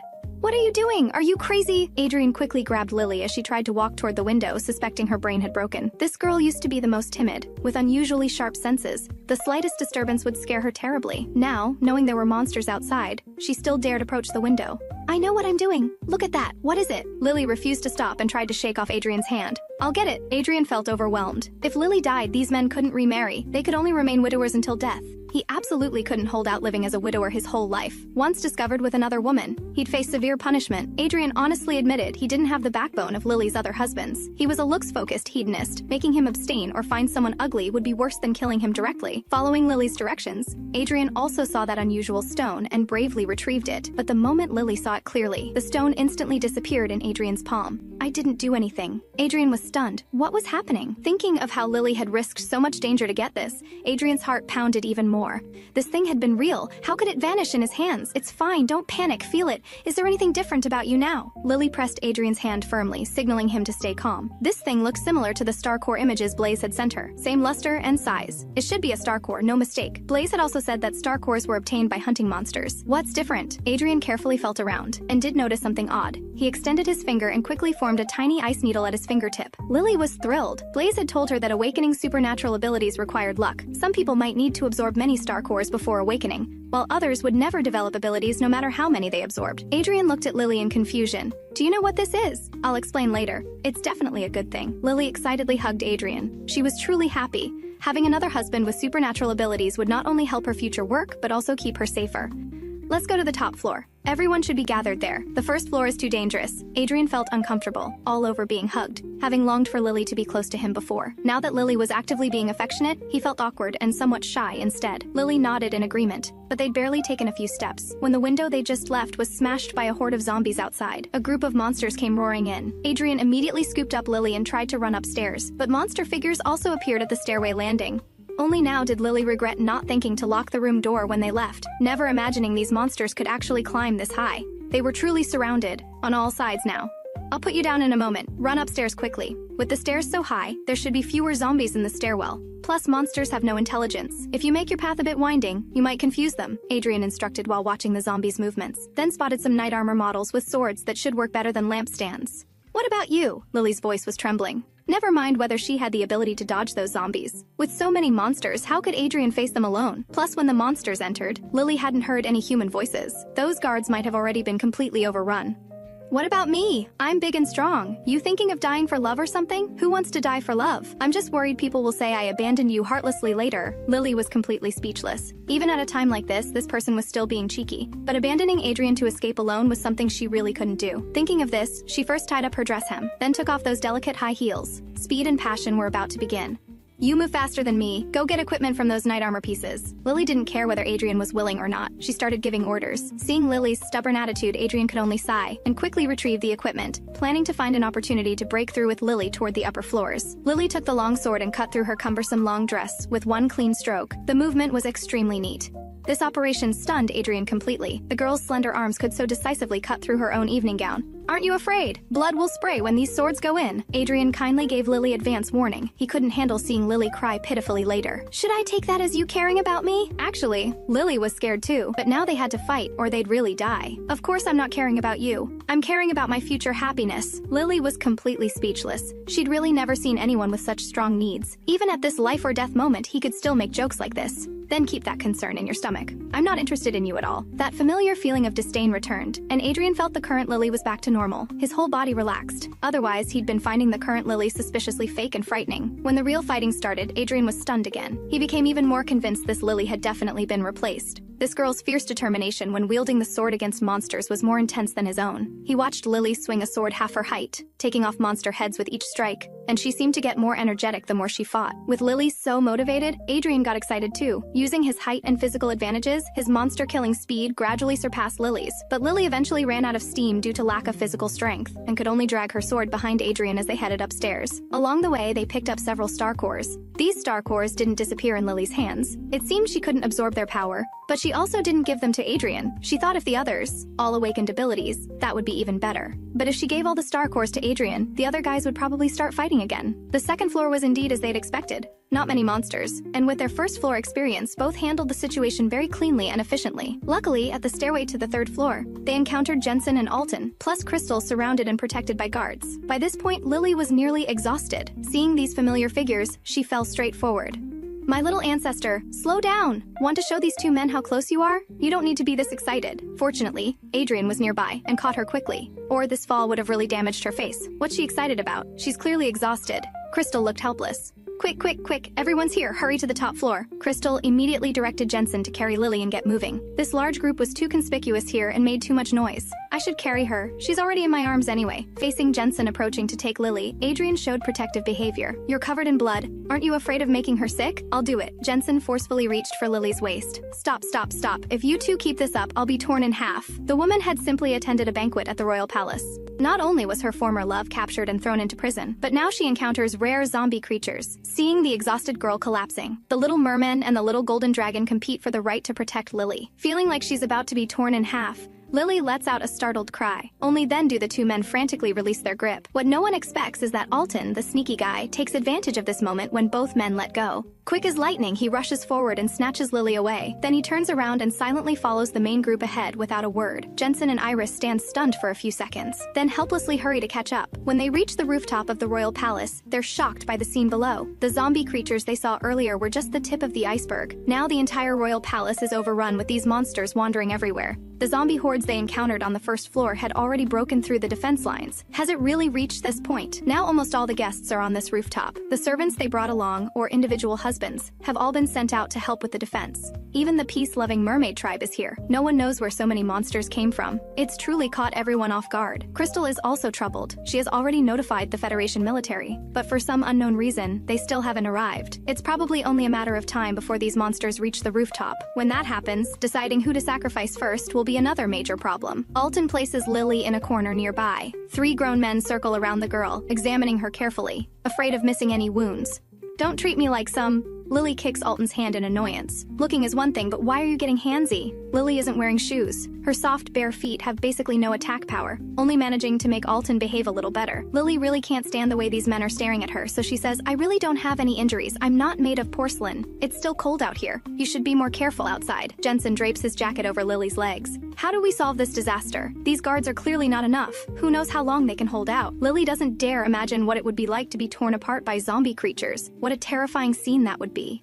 That's perfect then. Since we're all going to die anyway, we might as well die together. It would complete the twisted fate between us few. Maybe we could even reincarnate together. Jensen isn't afraid of death now and thinks quite openly about it. Iris on the side stares at Lily with confusion. But seeing that fierce determination in you just now really makes me wonder if you're actually Lily. These two men didn't see Lily's heroic display earlier, so naturally they wouldn't have such doubts. But Iris witnessed it up close. Even now, Iris still finds it puzzling. And her attitude toward her husband's now is incredibly better than before. It could be described as gentle and pleasant. This draws the attention of Alton and Jensen too. To say they don't have any doubts would be impossible. They just haven't been able to find concrete evidence. Really, I remember a certain someone couldn't even hold a kitchen knife before, but now she can cook a whole table of delicious food. Jensen strokes his chin. Could it be childhood skills? Alton, do you know about this? Alton shakes his head seriously. Lily as a child was even more spoiled by her family. Just as willful. Lily is about to speak when she's interrupted by a cry for help from the crowd. A man is bitten by a zombie creature. The other people present immediately flee from that position, even pushing other men forward to block the attack. Crystal's guards stay firmly by Crystal's side, and they also protect Lily and her group. But when others are attacked, they won't move a finger. Actually, the zombie creature's attack power isn't very strong, and they're not contagious either. Being bitten once just means an injury that can heal. Lily doesn't understand why everyone is so cold. With so many people on the rooftop, if everyone stepped on it once, that monster would turn into mush.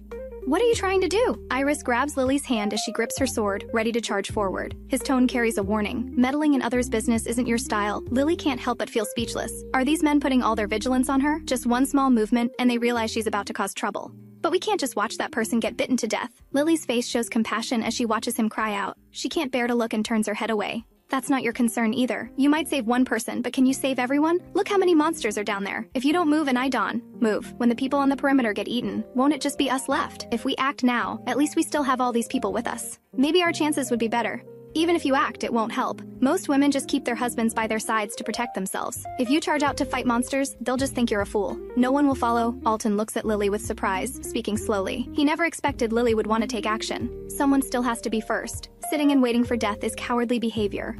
When she breaks free, Lily actually points her sword directly at Iris, who is restraining her. She doesn't want to listen to these people's advice either. If anyone had been brave enough earlier to guard the rooftop entrance directly, those fool-like monsters would basically be a case of cutting down one after another. Most people are just afraid because they've never seen such monsters before, so they don't dare to act. But actually, these things are much easier to deal with than the zombies in movies that carry infectious viruses. Seeing that Lily is probably serious, Iris reluctantly releases his grip. He's inwardly amazed. What kind of chip has this Lily switched to? In all her years growing up, I've never seen this kind of magnetism. Is this Lily so interesting now, not just in appearance, but also in her core? How did I not notice she was this impressive before? Jensen doubts his own eyes. The shadow that just flashed past seems to be Lily. You can't do this! Jensen, coming to his senses, grabs a long sword from a nearby guard and charges after her. His brain tells Jensen not to meddle in Lily's business. If Lily unfortunately dies because of her own charge into battle, he wouldn't need to take any responsibility. He could just remain a widower. But his body reacts faster than his brain, instinctively rushing forward. Seeing this, Alton and Iris follow without hesitation. They think that no matter how many conflicts they've had before,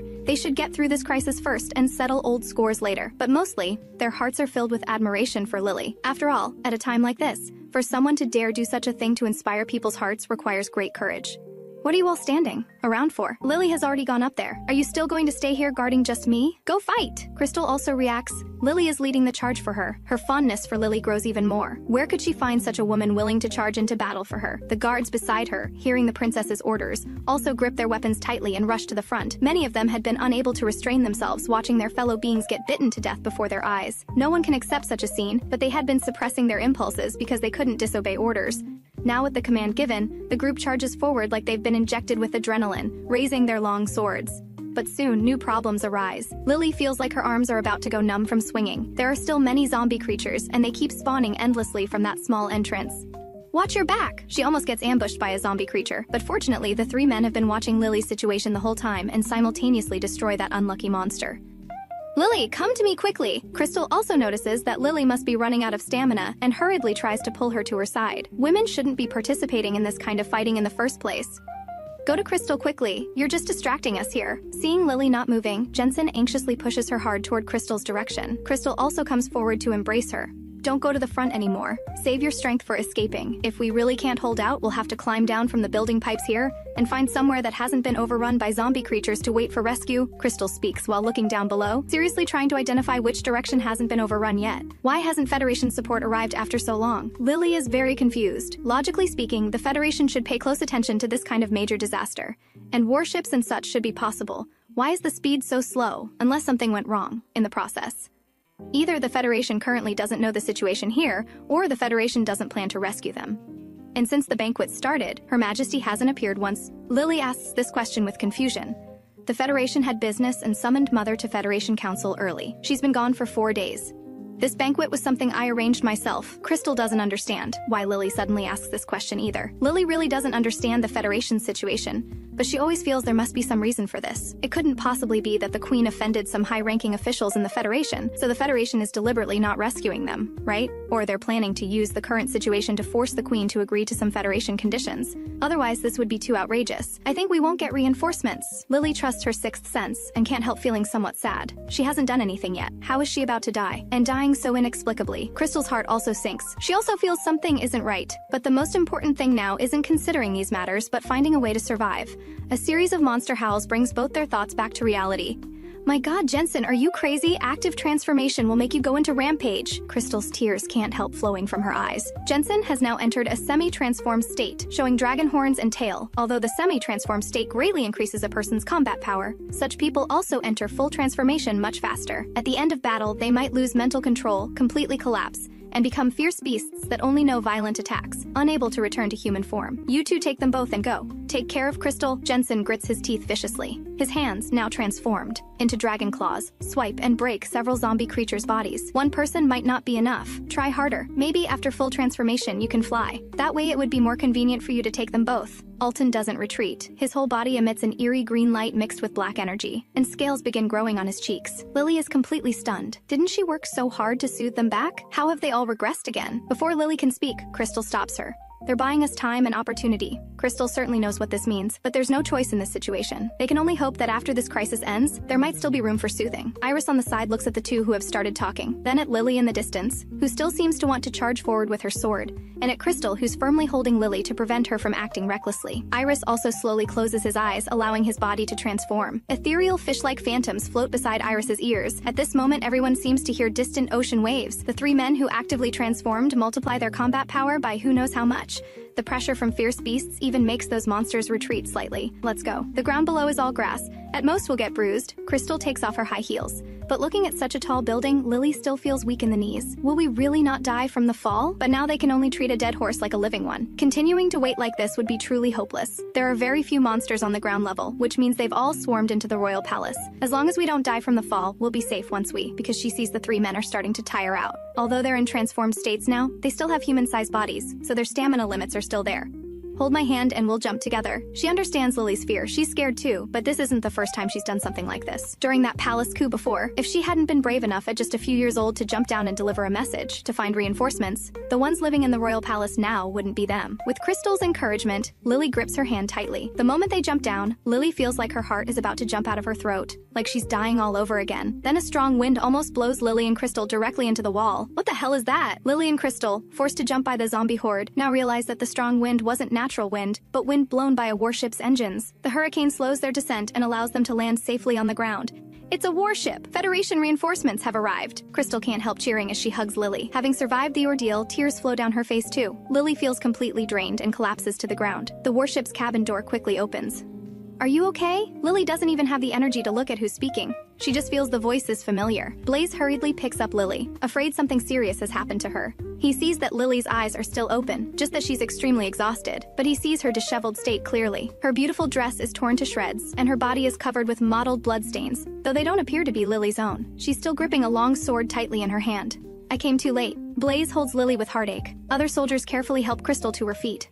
Aren't you a fugitive? Before she can finish the 3 words, Crystal quietly closes her mouth, because she sees Lily isn't struggling and actually seems to trust this fugitive. Right now, she can't worry about whether this person is a fugitive or not. This person saved them. Crystal closes her eyes and turns her head to the side, indicating she hasn't seen anything. They're all still up there. Blaze, hurry and save them! Lily, coming to her senses, quickly points to the rooftop. Those 3 men up there are still in unknown condition. Leave it to me. Rest well. There's a medic on the warship. At this moment, Blaze doesn't worry about rivals or anything like that. Those men were willing to risk their lives to protect Lily, so he won't do anything backstabbing. He waves to signal the small warships behind to go upstairs. Lying in Blaze's arms, Lily finally feels secure. Are you finished with your business? Didn't you say before that it wasn't convenient to appear here? Blaze's high-profile rescue of her really makes Lily feel uneasy. That's not for you to worry about. Close your eyes and sleep now. Blaze's tone is very gentle.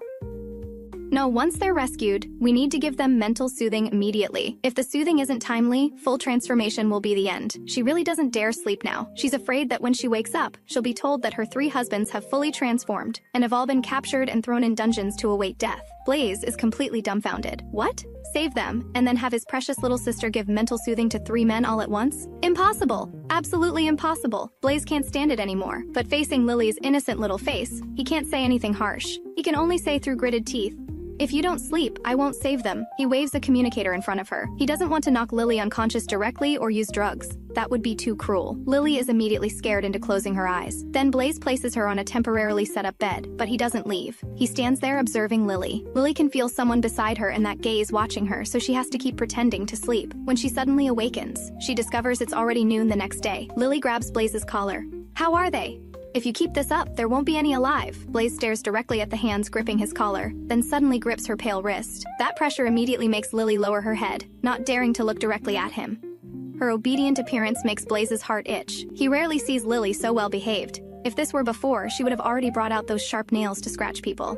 "Just tell me how they are, okay?" Lily doesn't dare be harsh with Blaze. Subconsciously, she still feels some awe toward this older brother figure. In her previous world, she was an orphan with no parents, let alone an older brother. She also yearns for family affection but doesn't know how to get along. However, she's discovered that this brother seems to really fall for the acting cute approach. Sure enough, Blaze still can't resist. So he says, The semi-transformed state is temporarily stable. For 3 people to handle so many monsters barehanded and still maintain mental stability is really not easy. It could even be described as miraculous. Then take me to give them mental soothing. The sooner the better. Lily never expected to hear the word stable. Can't you care about your own body first? Do you know what the doctor said after examining you? Blaze returns to his serious, stern expression, looking completely disappointed. He's really curious. What kind of spell did these men cast on Lily while he wasn't around, making her disregard even her own body? Have Crystal give mental soothing to Jensen first. Blaze is getting desperate and directly calls out Crystal's name. This startles Lily so much she quickly covers his mouth, smelling the faint fragrance from the girl's body. Blaze can't help taking a deep breath. Even though this makes him seem like a pervert, he just can't control his desire for Lily. He also suspects Lily has put some kind of spell on him. Relatives can also do mental soothing, just not as effectively as between spouses. After all this talk, Blaze still won't agree, not only out of jealousy but also concern for Lily's body. Please, just let me go see them, okay? I won't give them mental soothing, just go look at them. Blaze, think about it. If it weren't for them, I wouldn't be able to see you right now. Lily thinks it over and still chooses the acting cute route. Blaze blushes and somewhat helplessly turns his face away, his heart beginning to struggle. I just want to look. You can't be so heartless as to not even let me see them. Lily looks like she's about to shed little pearls. This directly scares Blaze into bending down to pick her up and walking outside. I knew Blaze was the best. Like a reward, she plants a kiss on Blaze's cheek. Blaze instantly feels his walking steps become unsteady, but afraid of accidentally dropping Lily, he has to pull himself together. When they arrive at their room, Crystal is actually giving Jensen mental soothing. This is the first time Lily has seen how other women do soothing. It's similar to her method, but obviously Crystal suffers much more when doing soothing. She seems not to be organizing mental threads, but rather absorbing those chaotic mental threads into her own mental sea. Lily can't bear to see the sister who went through life and death with her suffer this kind of pain, so she directly interrupts her. Crystal has also been through so much fear and worry. Your Highness, let me do it. Lily reaches out to help Crystal up, but she's refused. Looking at Jensen still unconscious, Crystal's eyes redden again. There are 3 of them. Let me handle Jensen. If you soothe 3 people alone, it would be too dangerous. After speaking, she continues diving into the mental sea. Compared to the 2 unconscious ones, Iris is in much better condition and is still awake. Are mermaid tribes different from us land creatures? Noticing Lily's gaze, Iris waves, signaling her to come closer. He's just still conscious. He doesn't have much strength left in his body. Blaze also follows over, not feeling at ease. Iris looks at Blaze, who came over, then at Lily, with a hesitant expression. He seems uncomfortable with the stranger who followed. It's okay, he's also my husband. He won't harm us. Then I'll speak. Iris keeps his voice very low when talking, making sure Crystal in the distance can't hear what they're saying. I think my current clarity is related to absorbing that glowing stone. Lily excitedly grips Iris's hand. Can you feel any special abilities? If this can really suppress transformation rampage, this thing would be amazing. I've had instability due to emotional problems before, though not as severe as now, but I can feel my mind is still clear now. Iris's words also surprise Blaze.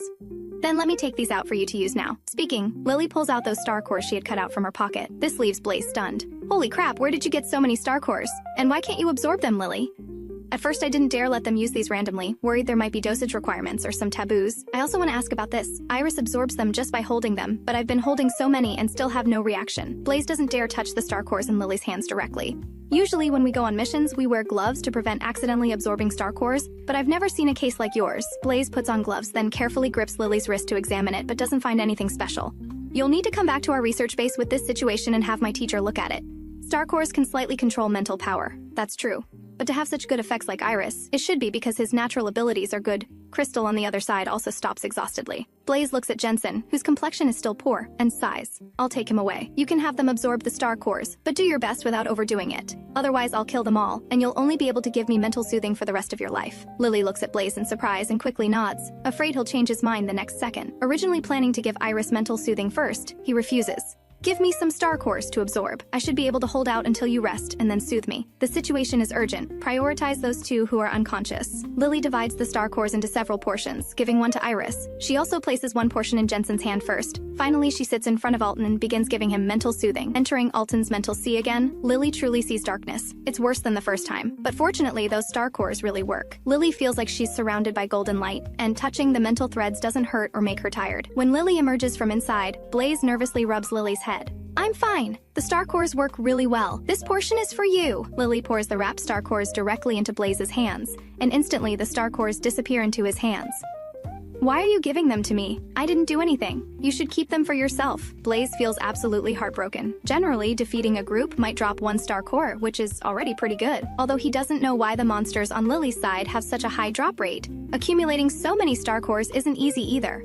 I can't absorb them now anyway. Keeping them would be wasteful. She's now starting to understand some truths. The stronger these husbands are, the safer she'll be. Maybe you'll be able to in the future. You're really silly. Blaze feels very uncomfortable. Just like that, she easily gives away something that could be kept as a trump card. But didn't you say before that it wasn't convenient to show yourself? Won't there really be problems with such a high-profile operation now? Lily always feels uneasy. And if this were really Federation reinforcements, the scale shouldn't be just these 5 warships, right? Smart. Blaze smiles somewhat bitterly, but still gently pinches Lily's cheek. Lily freezes completely. She doesn't think this is romantic at all. If Blaze gets wanted again, what would they do? Although she doesn't have feelings for the original Soul's parents, Blaze standing before her still makes her worry.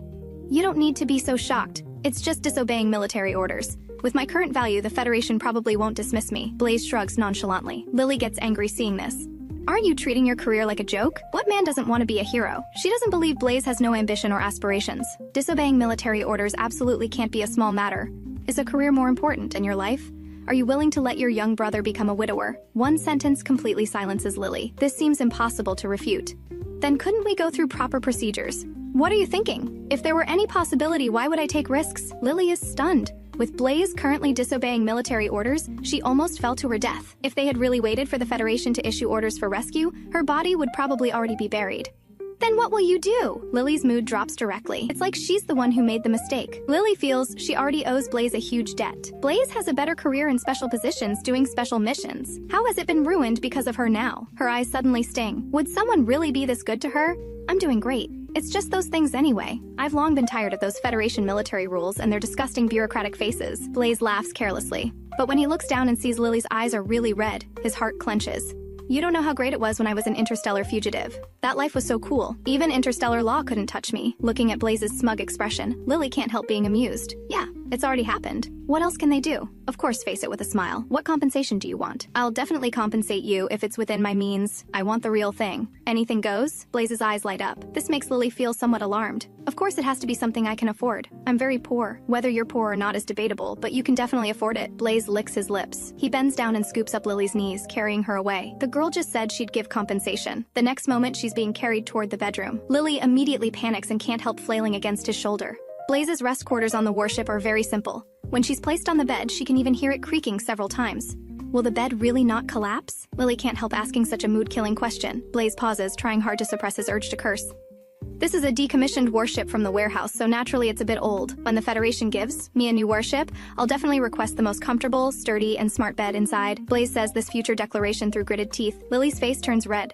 Stop talking nonsense. Figure out how to get through this punishment first. She doesn't know if she should say he has a good attitude or if her own attitude is too poor.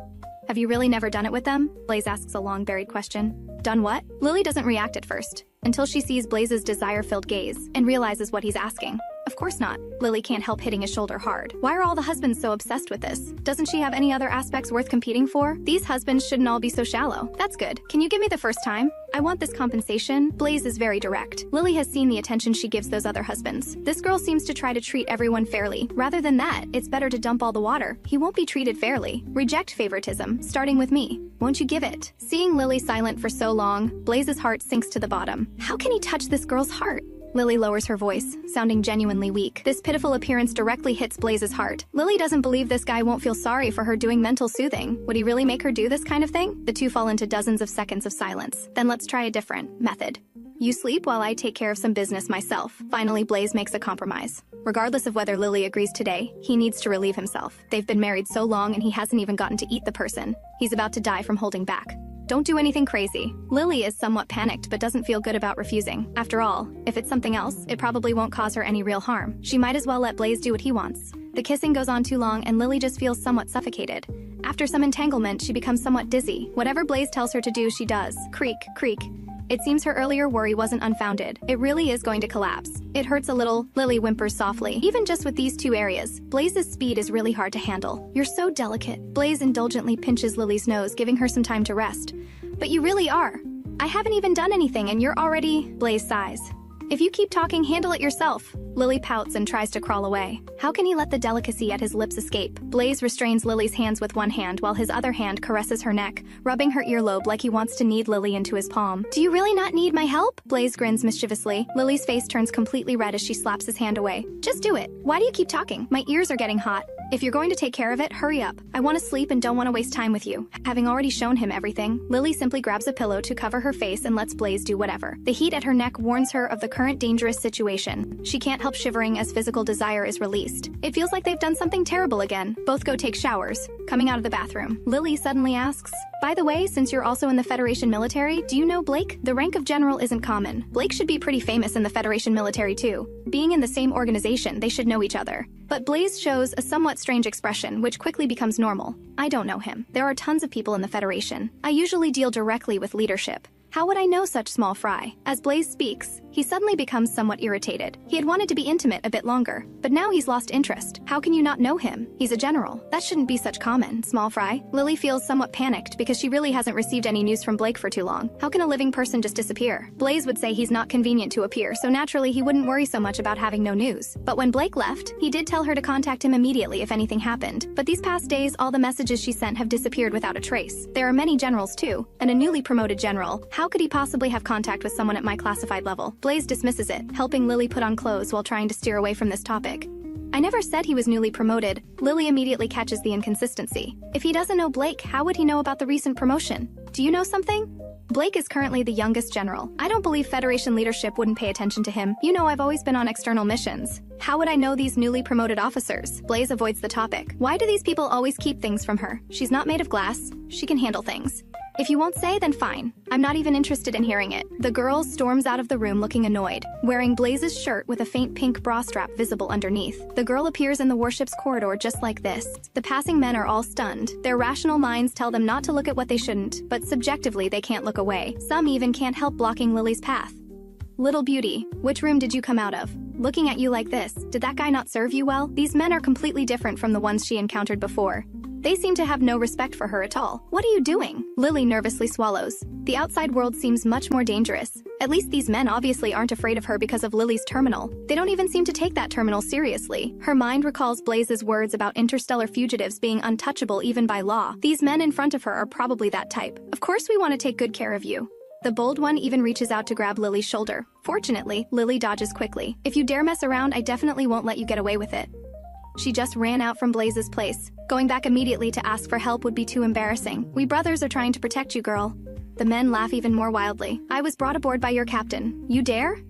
Lily finally brings up Blaze, not knowing what else to do. "So what if the captain brought you? Women are so rare. Several men sharing one woman is too common. The captain is such a generous person. How could he not share with us?" The men don't take it seriously at all and surround Lily, constantly looking up and down at her beautiful body, even starting to discuss how to use her.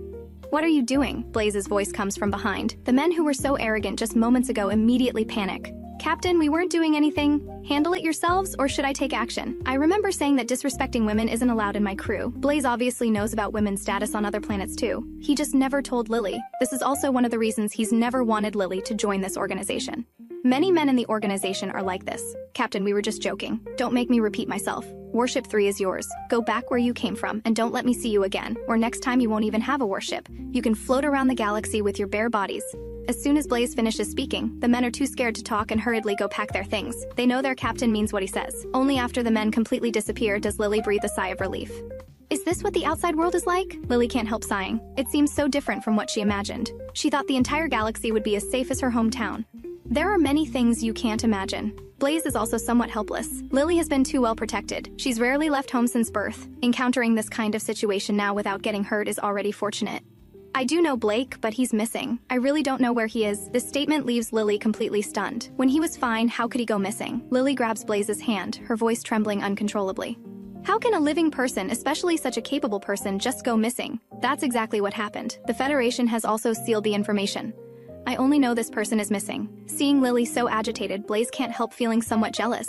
Didn't you just get married? Are your feelings already so strong? Can't the Federation just not look for him? Such a big living person just gone like this? Lily has trouble accepting this. You have to know that during Jensen and Alton's mad periods, Blake was the one who had been protecting her. They haven't declared him dead, and no information has been sent. He should just temporarily not be found. War is sometimes very cruel. Blaze holds Lily's suddenly cold hand in return. Lily thinks about how the Federation won't even send reinforcements to their planet, let alone increase manpower to search for Blake alone. Right now, no news is the best news. All the warship crews Blake took out who have news are listed as casualties. Being reported missing might actually mean he's still alive. Blaze carefully explains this possibility to Lily. He doesn't want Lily to worry too much either. Lily remains silent for a long time. She wants to find Blake, but even she thinks this is pure fantasy. Not to mention whether the missing location is still a battlefield.